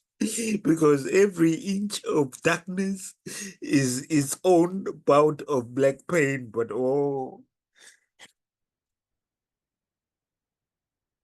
colonialism did a number system on our relatives. Some left for South Africa and came back as shimmering corpses that tell no single story of where they have been. And what you don't know is that this is the first time anyone applied anything to their face, covering the knife scars that peer through the balm, looking calm, but you know their life was rough, knowing they wanted it to stop, but because you can see that the knife scars are not just a gang of rivers flowing to nowhere, but that they are parts of where they trail off and disappear. A change in the tide, like leaning over their graves and throwing some change inside. I watched that change land like rose petals and wish that those metal round pieces of miracles by them land on the other side. Rest in peace. Rest in peace. One love.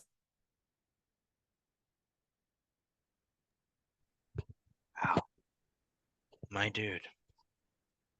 Everybody give up for Zonkonto at this time. Woo! Wow, fucking That was actually somebody powerful. that died in my. I wish I was there for him. Uh, you get more intense than that. That was, a lament and a demand. Um, and it was, I have a lot of experience when you do poetry of a certain kind and a certain content. So, and it's probably happened to most of us.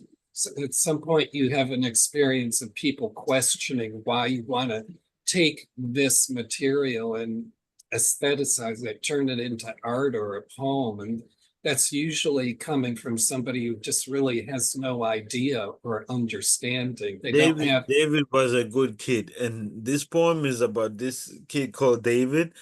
They threw him from a top floor in South Africa. So like he owed some money to these guys, and they actually said either you jump or we shoot you. Hmm. And he chose to jump. And he had actually called his mom very same morning to say I'm sending some money today, and then he was dead later.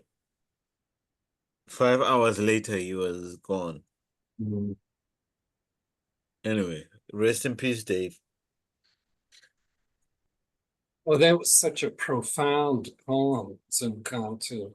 And uh, took a lot of courage to do that poem, to create that poem and to present it also. Um, and you bring in other themes aside from the specific subject of it, the kind of generational, trauma that is inherited and just becomes like a kind of severe weather then that has to be lived on a daily basis.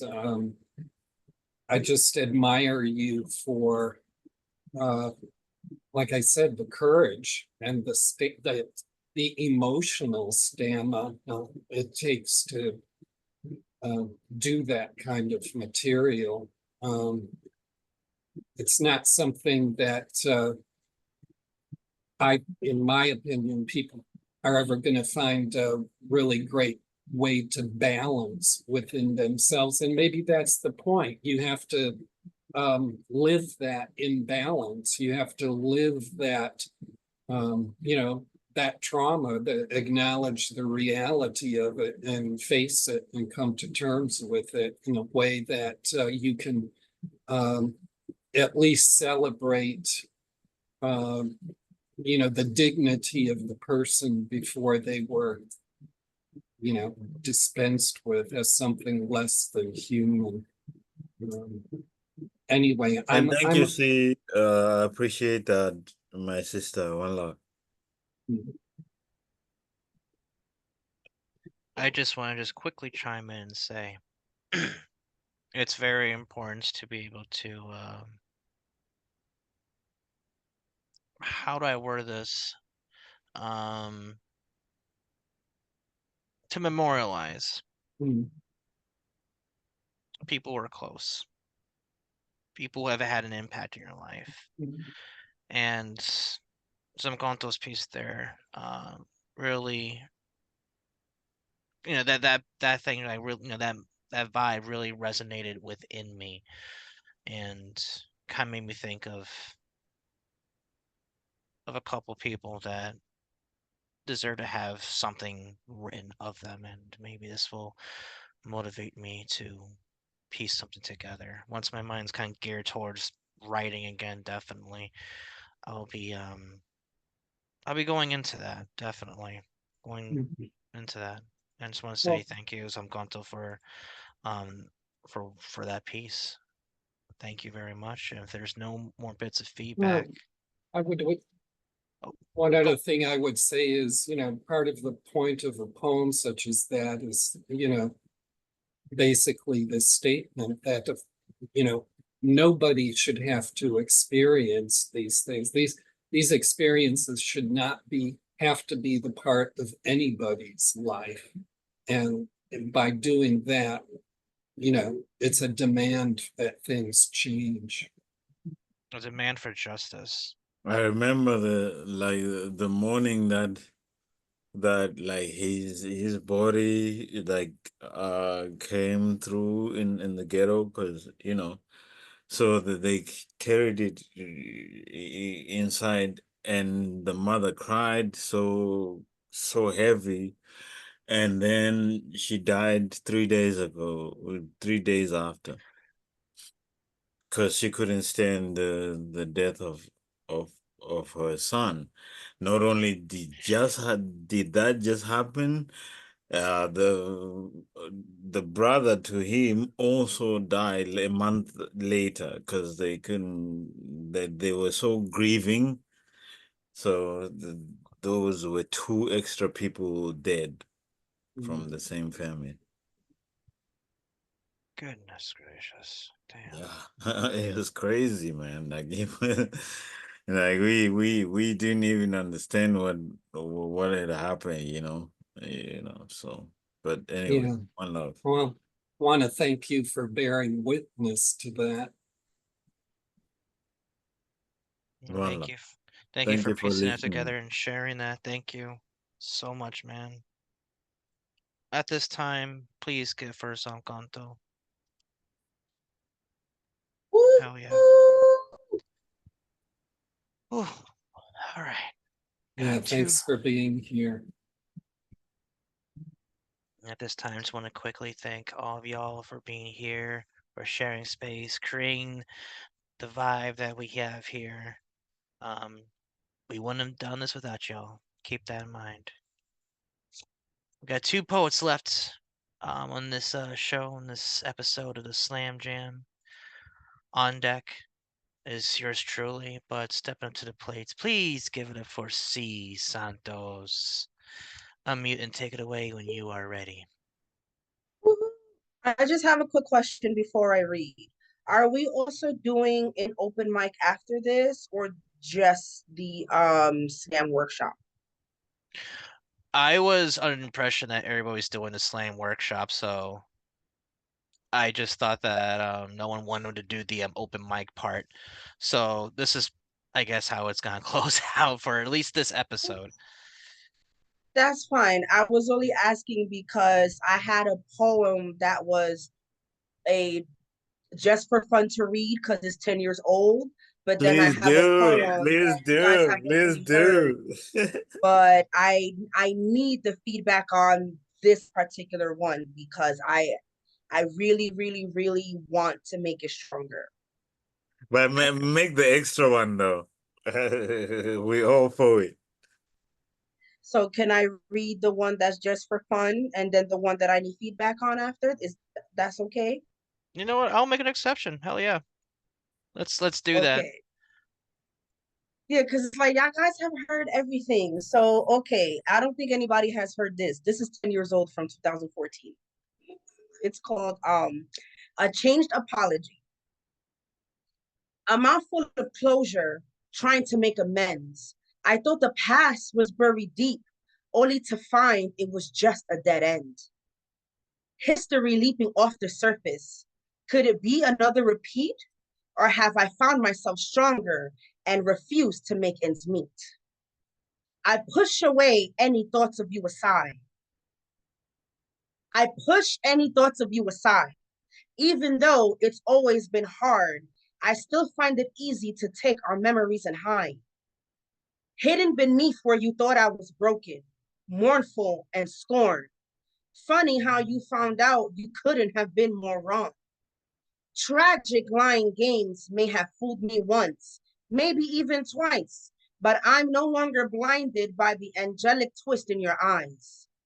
Your words full of false hope, that pretend gleam you rise. I can't help but wonder which was your real disguise. Precautionary actions will probably take place. My heart is my heart that no one will ever take, not even by the good Lord's grace. Not even by the Lord's good grace. Despite the fact that I can't just leave it be, mixed emotions run deep. I'd rather be emotionless, but I just don't have it in me. A lot has been said, too much has been done. Too bad, too bad once upon that time, you didn't pull the trigger on that gun. A shame you didn't waste me right when you had the chance.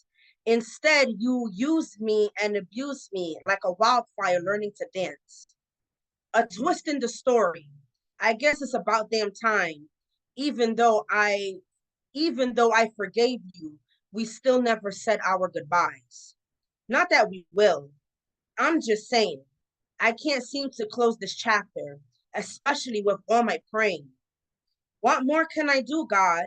I'm tired of playing this game. Haven't I been through enough? Or is this the beginning of my reign? That was a just for fun poem.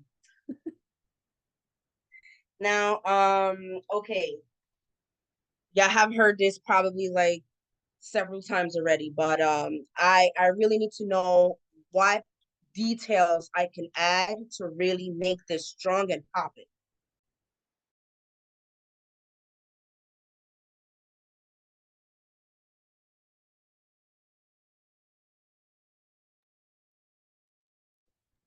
Sorry, I muted myself. Okay. The pain is so intense. Close your eyes. Breathe. Breathe. Breathe. You are worthless. A body like yours is only a burden. Your mental is a joke. Nobody cares about you. Look at them looking past you. You do not exist. You are sick because you are fat.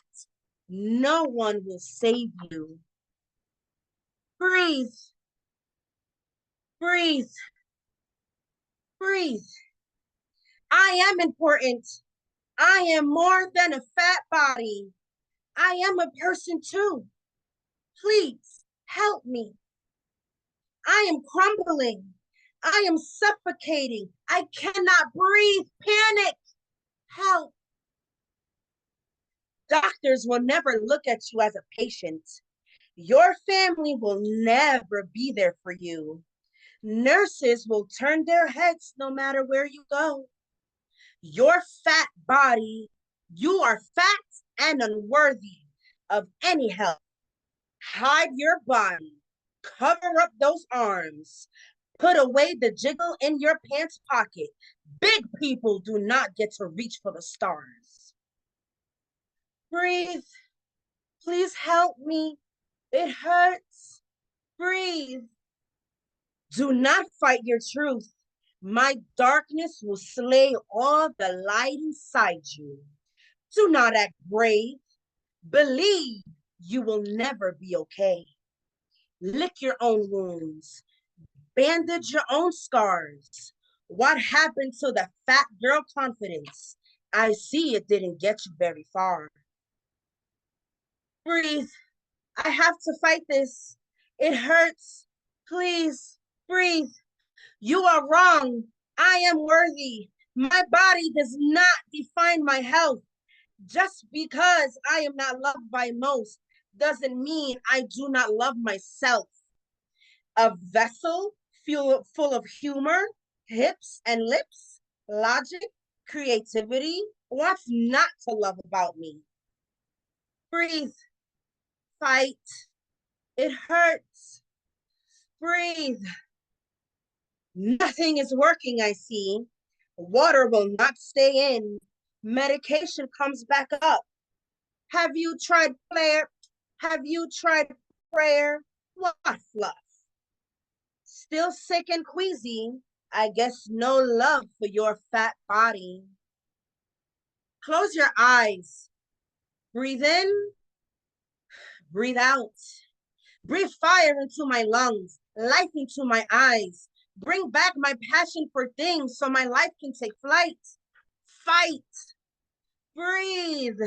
I need you to be alive. Do not flatline. Feel that warmth? Healing is coming.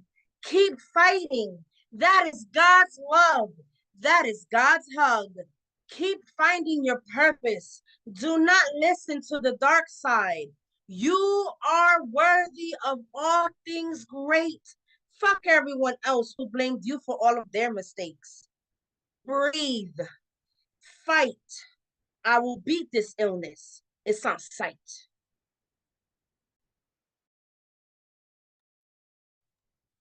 By the way, us Africans love him thick. The thicker the woman is, the thicker the love is. More I love to it. love. And that's fact. That's More fact. to The love. bigger the woman, the bigger the heart.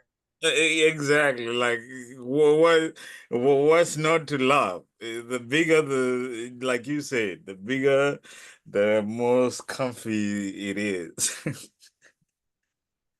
At this time, please get up for C, Santos. Hell yeah.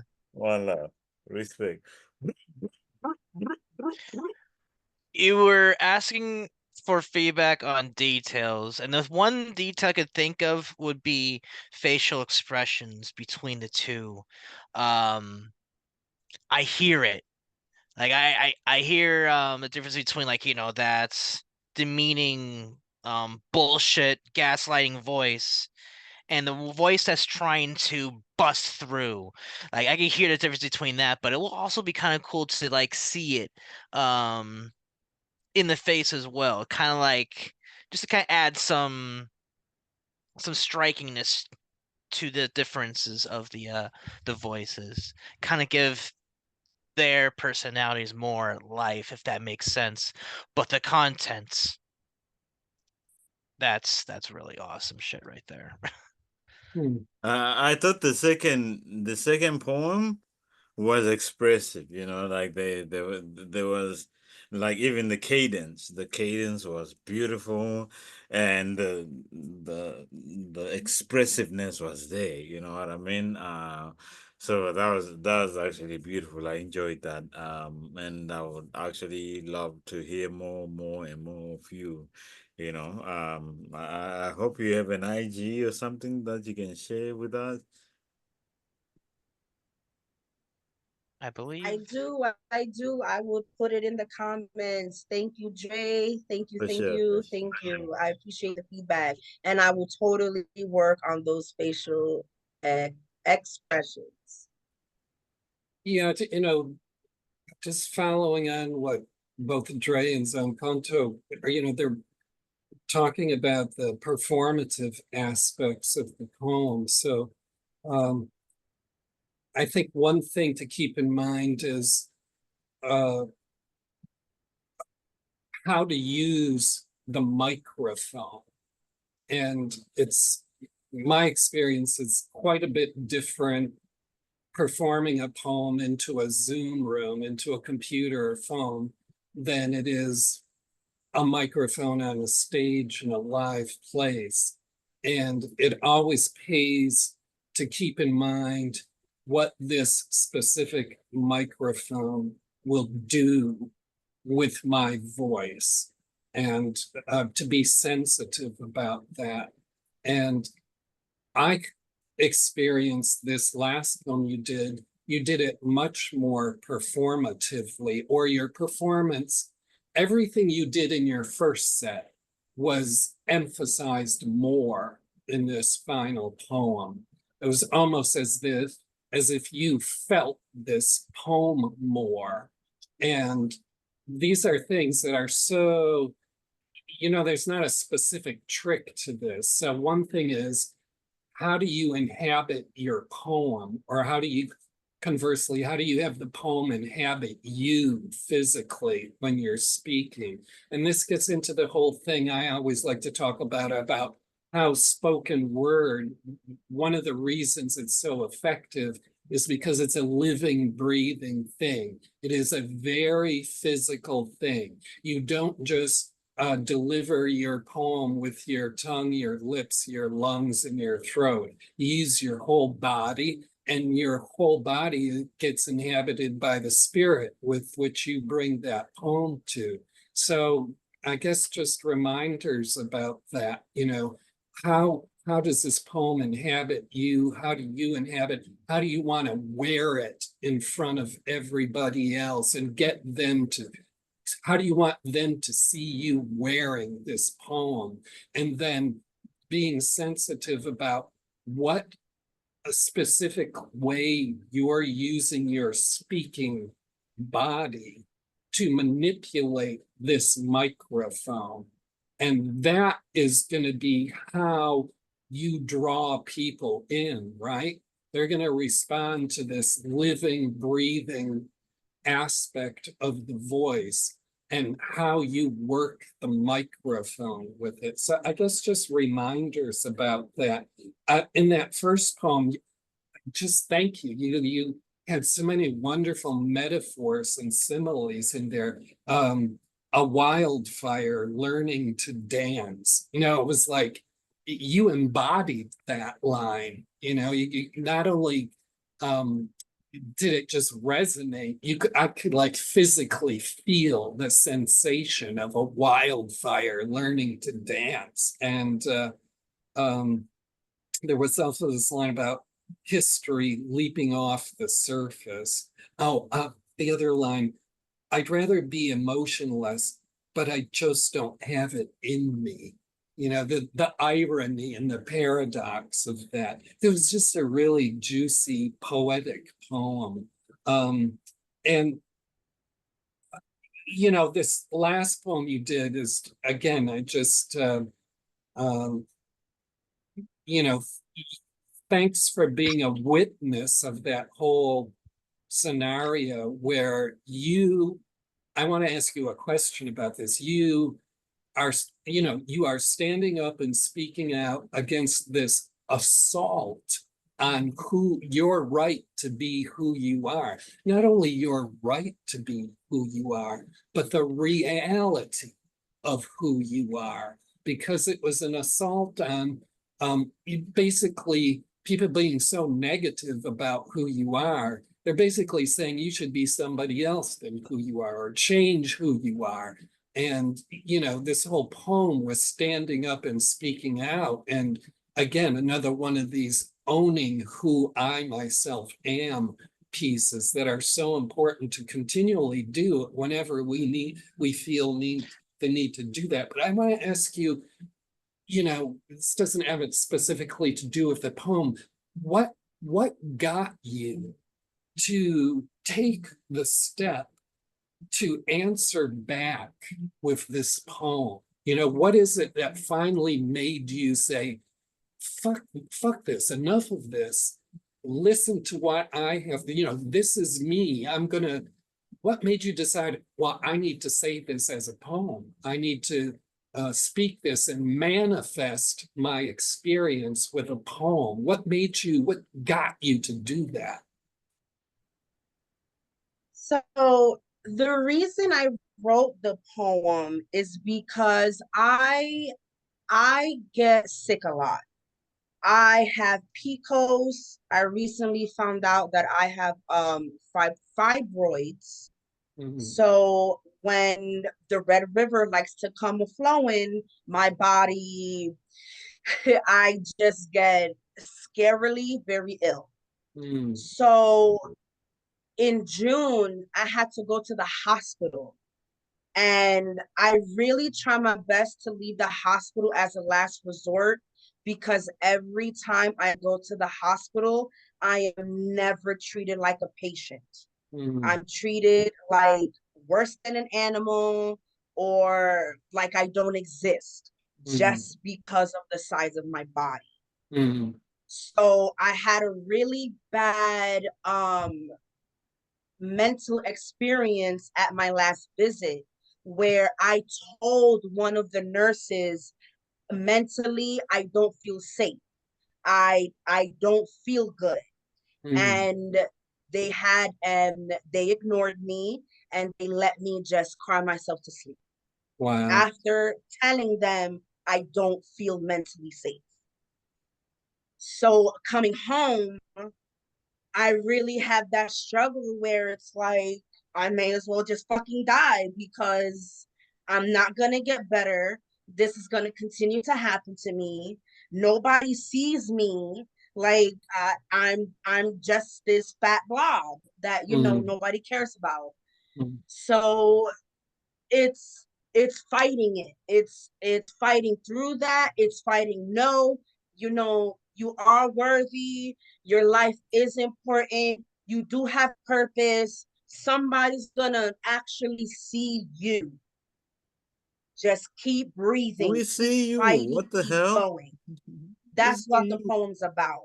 So Mm. that's why I really wanted feedback on it, because I want to make it stronger. And I Mm. have performed this poem in person on stage. So I know I'm loud. Yeah. I know And all about how to project my voice, and things like that. Mhm. But It yeah, shows. so that's like, You're it's beautiful, still see. hard talking about it, but I know this poem can be so much more, and I really want to bring it to life. Like, I want you guys, like, the moment I start, I want you guys to feel my pain, feel what I went through, picture everything, and just really relate. I think that's working. I think that it worked on me.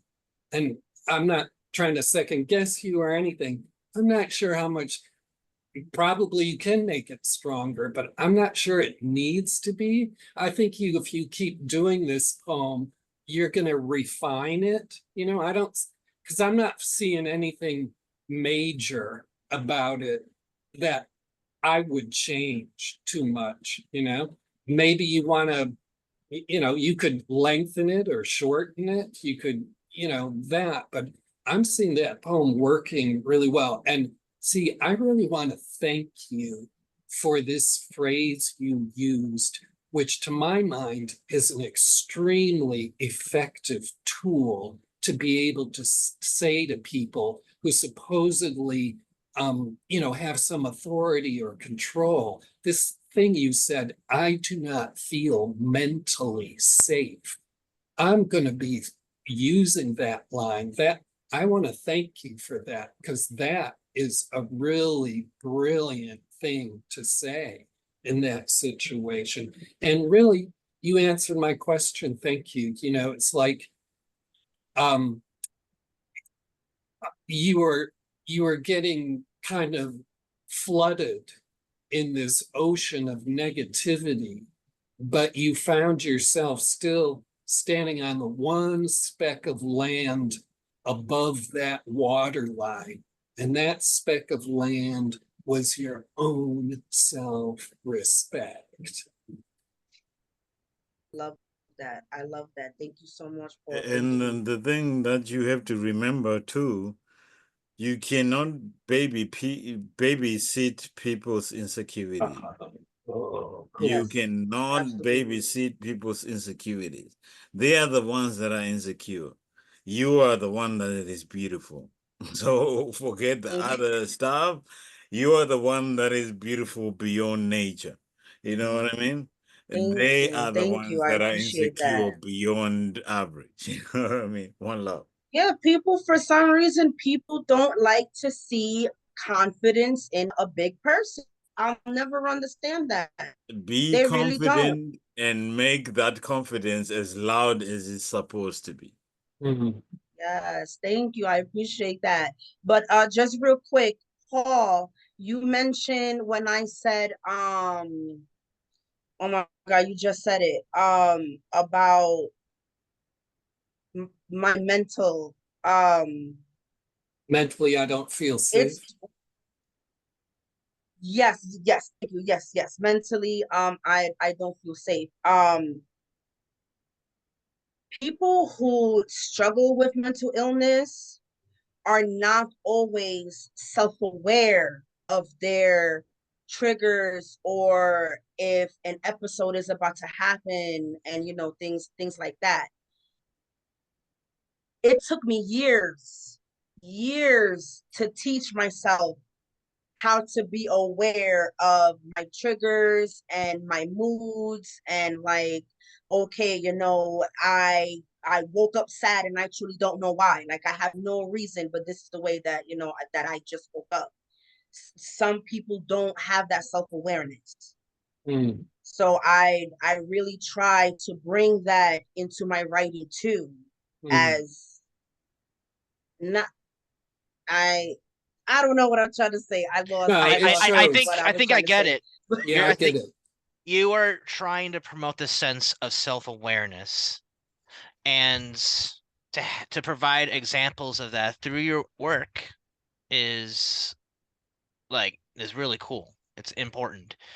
Um, and that's something that us writers has to consider when we write, not when we're writing about our experiences, but also how it could affect others and how it could validate other people's experiences, traumas. You just never know how you're able to connect with someone um, through art. And Yeah, I really yeah, identify with what you were saying about self-awareness, because I want to spend a lot of time on it, but my own history of struggling with myself and my emotional uh, problems I've had decades ago. I like to think I've come to terms with them and developed my coping mechanisms. But my initial struggle that really kind of scared me was finding myself in the middle of a massive anxiety attack, waking up at 3 in the morning in the middle of an anxiety attack and having to think to myself, shit, what's the one thing I can do in the next 2 minutes? So who's ever going to walk in this room, is it going to say, oh God, it looks like you need to go to the hospital? You know, what is it that I myself, drawing on my own inner resources, can do? And that just forces you to start self-evaluating, self-monitoring, and being self-aware. I really identify with what you said about that. Like you said, people with these problems don't have a self-awareness. And without that, they're always going to be in danger from themselves, right?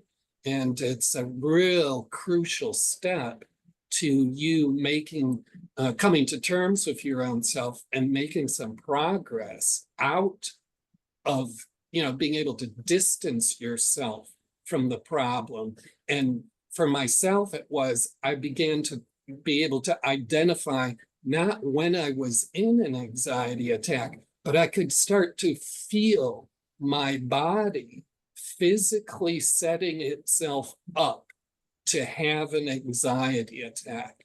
And when I felt that precondition, that's when I knew I had to do my tactic against it, which was essentially meditate, because it was all about controlling metabolism and so forth. But I really identified what you said about that. And some Kanto, your wisdom, you cannot babysit people's insecurity. Lesson learned. And Very thank you well for said. your wisdom too, because like sometimes like I've stepped into rooms where I'm like, oh, I gotta get this job. And they're like, oh, why don't you cut off your hair? I'm like, what? This is my original hair, you know what I mean? And then like I've been in spaces too where people like are like, we have to cross the road because you are walking in our direction. Mm, So you kind of look like suspicious right now. I'm like, I got two master's degrees, like I got a master's in journalism and I got a master's in law. What the hell, But people will still cross the street because they feel scared when I'm walking towards them. yeah. And it makes you wonder, like, what is the kind of world we are building for our children? You know? Well, yeah, and this goes to what he said, being in a hospital facility that's populated by nobody but people who see you as aberrant, right? They see you as something negative. And I'm so frustrated with, I am a madman about society because I don't it needs to change immediately, radically now. But these are all things we have no answer for because those people on the other side want to go to the other side of the street. Those people in the hospital, it's all about they have internalized all these standards before they even knew how to read or write. You know, they have internalized all this, and it's like an automatic conditioned behavior they have to be negative towards people who are different from them. This is what they've been taught. It's programmed into them. How do we deprogram these people? And Yeah. the only thing we can do, I always used to say, I can't change the world. All I can do is not contribute to the part of it that's sick, right? And Nice, nice. I love that. that's what we can do. See, in Zimkanto and Dre and Elemental, we can do these poems. Yeah. And the nice thing about these kind of spaces, and the very fact that we are poets first, is that look at the diversity in us right now. Look at the beauty and the diversity in us. That's what being a poet does. You know, we do not care who you are in the other spectrum of judgment. We care that you love us and that the words that you say mean something to us. You know what I mean? So Yeah. yeah, Well, for sure. this could be a whole other topic you are bringing up, brother, which is beautiful. It's this idea that there is, and this is proof, the diversity of there is a cultural basis for the unity of human beings on this earth. I was told that was originally something said by Kwame Nkrumah, the first, Kwame Nkrumah, yes. yeah, and first The democratically elected president of president. Ghana, Yeah, yes. yeah. But and it's true. I used to work for an African musician, and that was one of his mantras. In Uh-huh. front of every audience, he would make this pronouncement. And he had incredibly diverse audiences. I remember when I was in Rwanda, okay? I was in Rwanda in 2011. Mm, I stayed there for like about 8 months. And this country is known for you know the genocide that happened. yeah, But that country is also known for its most beautiful people. I in this is the only country that I've ever visited where if you are out in the night, like going away from the bars and everything, there are soldiers that can take you home. oh, wow. Soldiers actually are mandated to take you home. So, Wow. like, I remember on several days, I was actually like walking down to my place, and I had two soldiers like holding their guns up like this and looking sideways. And when you get to the house, they're like, "Okay, we're going back now." You Wow. know? Yeah, Wow. that's in Rwanda. That's in Rwanda. Mm, You know what I mean? Like they will take you home. They actually mandated. If they don't do it, then they get kicked out of the sanctions, yeah. military. Yeah. Wow. Mm. Wow. That's Rwanda. Take note. Uh, Rwanda cares about your safety at night.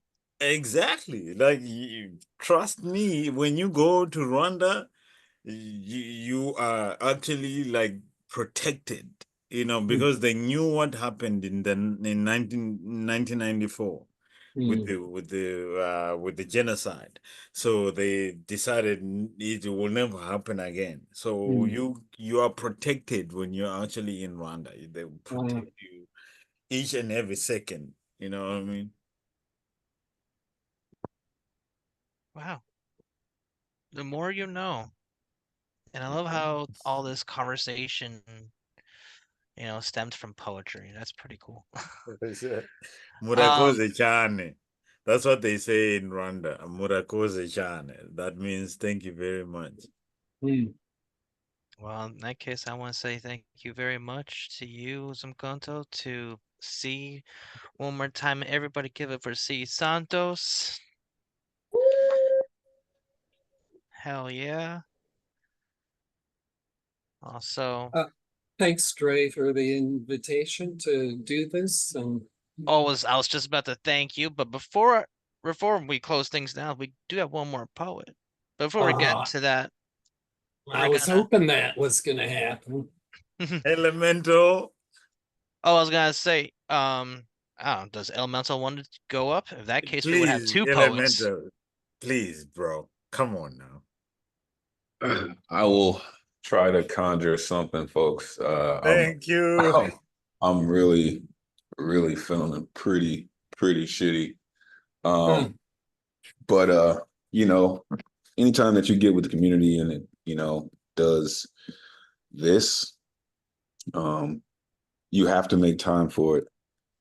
You just have to be in the space, right? Goodness. It's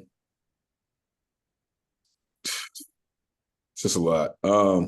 This one is newer. This is more than meets the eyes, or recalibrate your transformers. I'm an optimist. Circa Optimus Prime, glass just half, don't rhyme for sake of riddling, spike lines with Ritalin, blast master of past lives, spit endorphin, dream in paradise schemes to grow dendrites and barren brains with veins of panthers so black we make nights creep in the back room, darkest thoughts to ensure they get that pure source.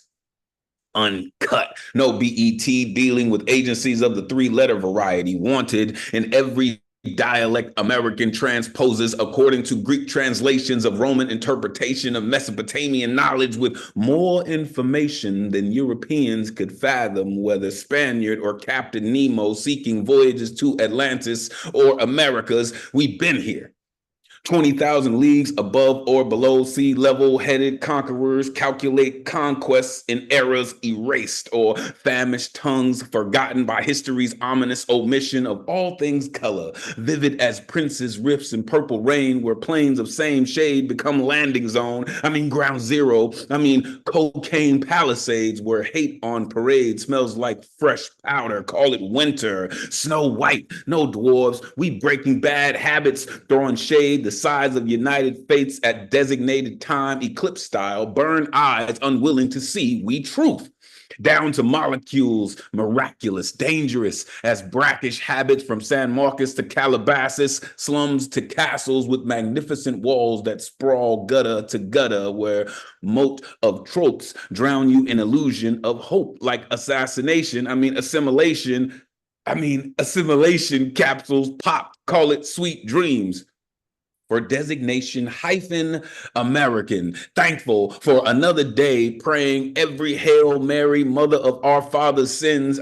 Children playing ring around burning bushes with rosy red reminders called ass cheeks, getting spanked by poverty rates that sound familiar as variable interest in regards to black bodies covered in delicate darkness, circled by white chalk outlines. Call it dimensions of disgusting. They always seem to translate as victory. Nah, partner, only until we, the actual people, take audacity to challenge fallacies of inferiority, shine them up real nice, and stick them straight up their candy Confederate Republic Congress. You see, we emerge as standard of this neurosis. Call it tragic. Habits of capitalists that won't rest till every true Montague sings blues. Simone more beautifully than Nina. So Mississippi, goddamn, you are tragedy walking, ghostly, godly, yet unholy, rolling lives like dice with no craps to give. But after all, you are anomaly. Walking dead as benefits or beliefs or presidents in pockets, swinging from oak trees they like to fancy as democracy, pennywise as wishing wells, raising hell's bells for joy and glory to their almighty. Convening tax breaks that spill into lakes of waste, call it opulence, runoff. May their God bless their mess, better known as this American madness. Peace, y'all. Yo, this is like Ooh, the Storm poetry. God's in the building. This is like the Storm poetry God's in the equivalent of building. the flu game for Jordan, and everybody give it up for Elemental at this time. Storm God's in the building. Mm. Yeah, man. Thanks for Yeah, that. Hope represent. you're gonna feel better soon. I don't like hearing you're not feeling well. Thanks for that. I feel totally blessed. The last 2 days I got to hear Ray Jane and Elemental and within 24 hours. That's heavyweight, man. Ray's a beast. I miss Ray. Paul, you're an enigma, sir. Zon Conto, you just do what storm gods do. See, I do want to first of all shout out the Inosuke background that you had in the start, right? That was really, really dope. Shout out to Demon Slayer, folks. Um, and I love how you take what people say and you throw it back at them with your confidence, right?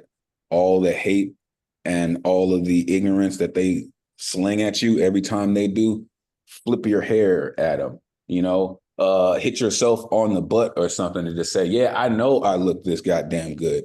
Maybe you should try complimenting me and stop hating. You know what I mean? Like I totally feel you on that. And she Poetry like looks that. goddamn good. Yeah. Like, you know what I mean? Like, ooh. I ain't flirting, but I'm flirting. She looks Yeah, and that's goddamn just good. on screen. You don't see the real person. So Right. I think it's important to have that confidence. Like Paul's saying, whether it's on the screen, whether it's on a stage, shit in a bookstore, you should always have it. And the moment that you forget about that is when you need to read yourself poems like this. Right. So what I would challenge you to do, short, but I would challenge you to write an I am poem. I am. Short, right? Like a minute, like a 1 minute poem. I am. I have an I am poem. It just needs to be updated. Hey, that's what I'm talking about. And then you have that.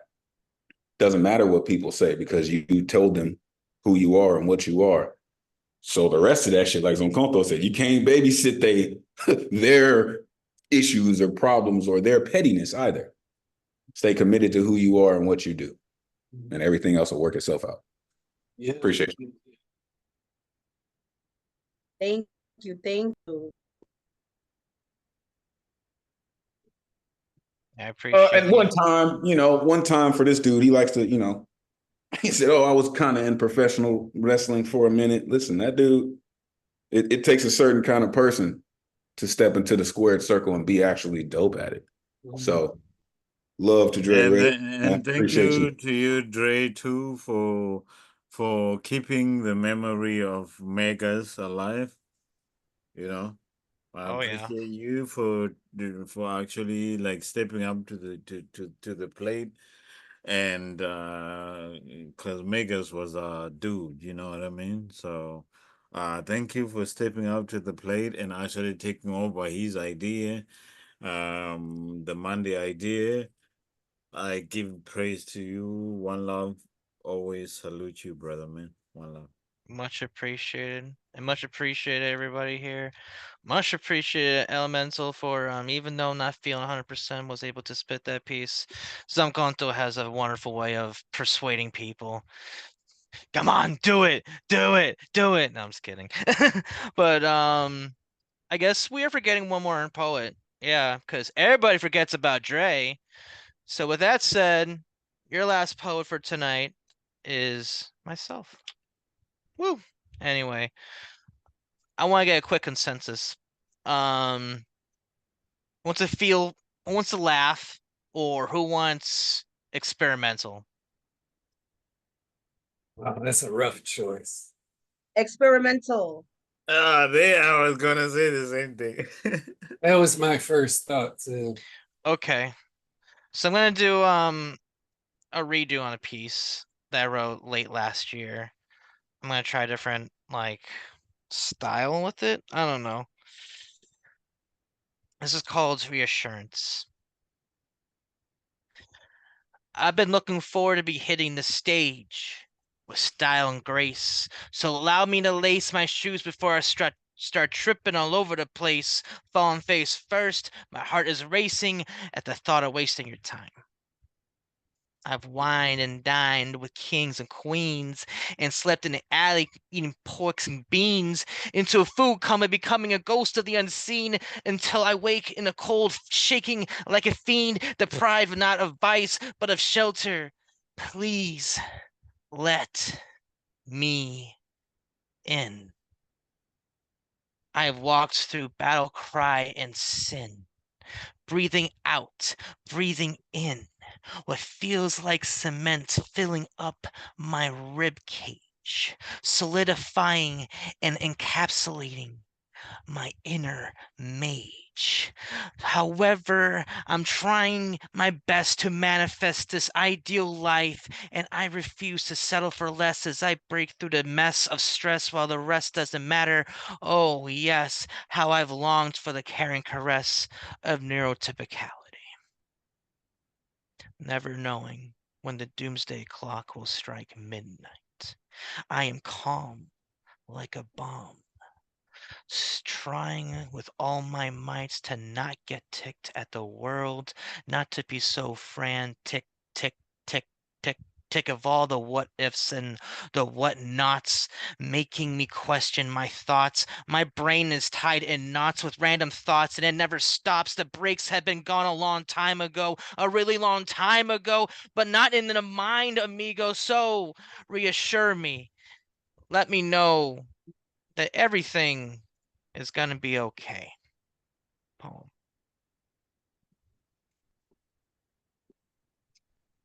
Woo! Fucking dope. Dre, oh my God, I need you to visit New York City. I need to see you on stage. It is not a want, it is a need. I need to see you perform on stage. Holy shit. And I've been planning this shit for a long time, like, cause I'm in Canada, right? I really want to meet most of you, like, seriously. It's in my heart to meet Elemental, to meet CP Maze, to meet the Skiffness, to meet Dre, to meet C, like, I'm waiting on that. Yeah, because some of you like bring out the passion in me in the sense of poetry. Like I always tell my folk, we are not doing poetry, we are poet free. Hmm. Well said. Well Just said. let us know when you come. Yeah, definitely. Yeah, I always wanted to come through to New York. What's the name? Advocate of Words actually was like the one planning the whole me coming over.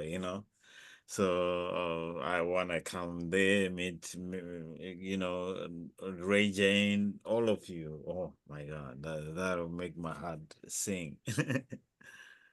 Well, there's still enough, live venues happening here, that's for sure. And, the cafe has its program on the road. So they And seem to. also, if some of you want to come to Canada, Hmm. we can host you here too. You know what I mean? We got places that are needing some of you to just come over and we'll host you too. You know what I mean? Hmm. If I had the luxury, oh my goodness. Um, Now, Dre, did you really say I am calm as a bomb? Is yes. that I was like, how can a bomb be calm? yeah, before it does what it does, it is just Well, it sitting does there. what it does. Yeah. Yeah. I was inspired by Rage Against the Machine. Mm. There was a song Calm Like a Bomb. I think from the album Battle for Los Angeles. Check that out. Um, and I guess that just like was just latched somewhere in my brain. And when I was writing this, I was like, oh, okay, let me slide that in there. Um, because I felt that when I was writing that. Um, yeah, that was a fun piece to write. That was for a feature. Actually my last um in-person feature in Manchester. Um, And what do um, you consider makes that particularly experimental? Experimental would be, I guess, the different shifts of tone, Mhm. because I'm trying to challenge myself to play around with cadence, to play around with intensity.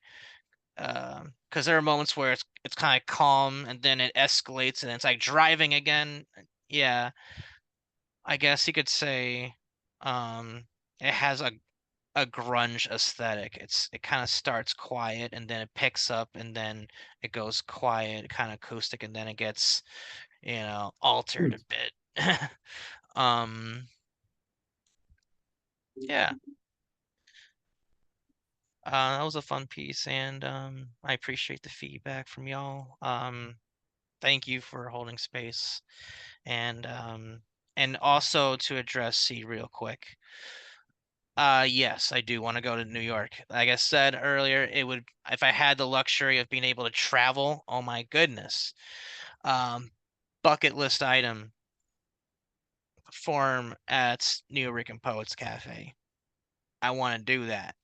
Um, I just haven't been able to have that, the ability to do so because work, transportation, etc. But yeah, I want to explore some big cities eventually and just mess people up with crab rangoon. I don't know. um, the first time I went to actually the first time I went to like I guess a big city open mic when I went to San Juan earlier this year. That was the first poem I did. I just hit him with the crab rangoon, and then they're like, "Oh, okay, okay, so we don't know what you're gonna get here." Cool. It's a fun way to kind of set people up, get them hungry, wanting for more. Um, I guess if there's no more bits of feedback for this piece, give it up one more time for your host, your boy, me. Woo! Oh man, that it has been another awesome episode of the Slam Jam, and it wouldn't have been possible to everyone who has participated in sharing space and spitting poetry. Big shout out to everybody here. Thank you, Paul Skiff, for doing what you do and continue to provide lighted inspiration for many poets. And it's just, again, an awesome honor and privilege to have you here because, you are an inspiration. And it's just really cool to have one of the first impressionable acts on the online worlds that have witnessed, be a special guest here. So it's really cool, really awesome. Thank you, Paul Skiff. Thank you, Elemental. Thank you, C, Zomkonto, and all the poets who were here earlier who aren't now because, things pop up.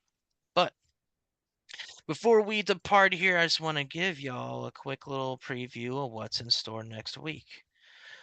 So, we have ourselves another poet who has a number in their name. And this dude's a absolute delight every time I've seen him at Slam for Your Die. He is a beast of the Northeast. Give it up for Balance. If you haven't heard of Balance, oh man, it's gonna be a treat to hear him spit his poetry here on the Slam Jam next week. He'll be providing a 3-poem set to kick things off, and feedback in the Slam workshop, and you'll be seeing that flyer on Instagram. Share and love and support. But before we depart again, we have uh, Chaos Magic every Monday night in this very Zoom room, 8 p.m. Eastern Standard Time.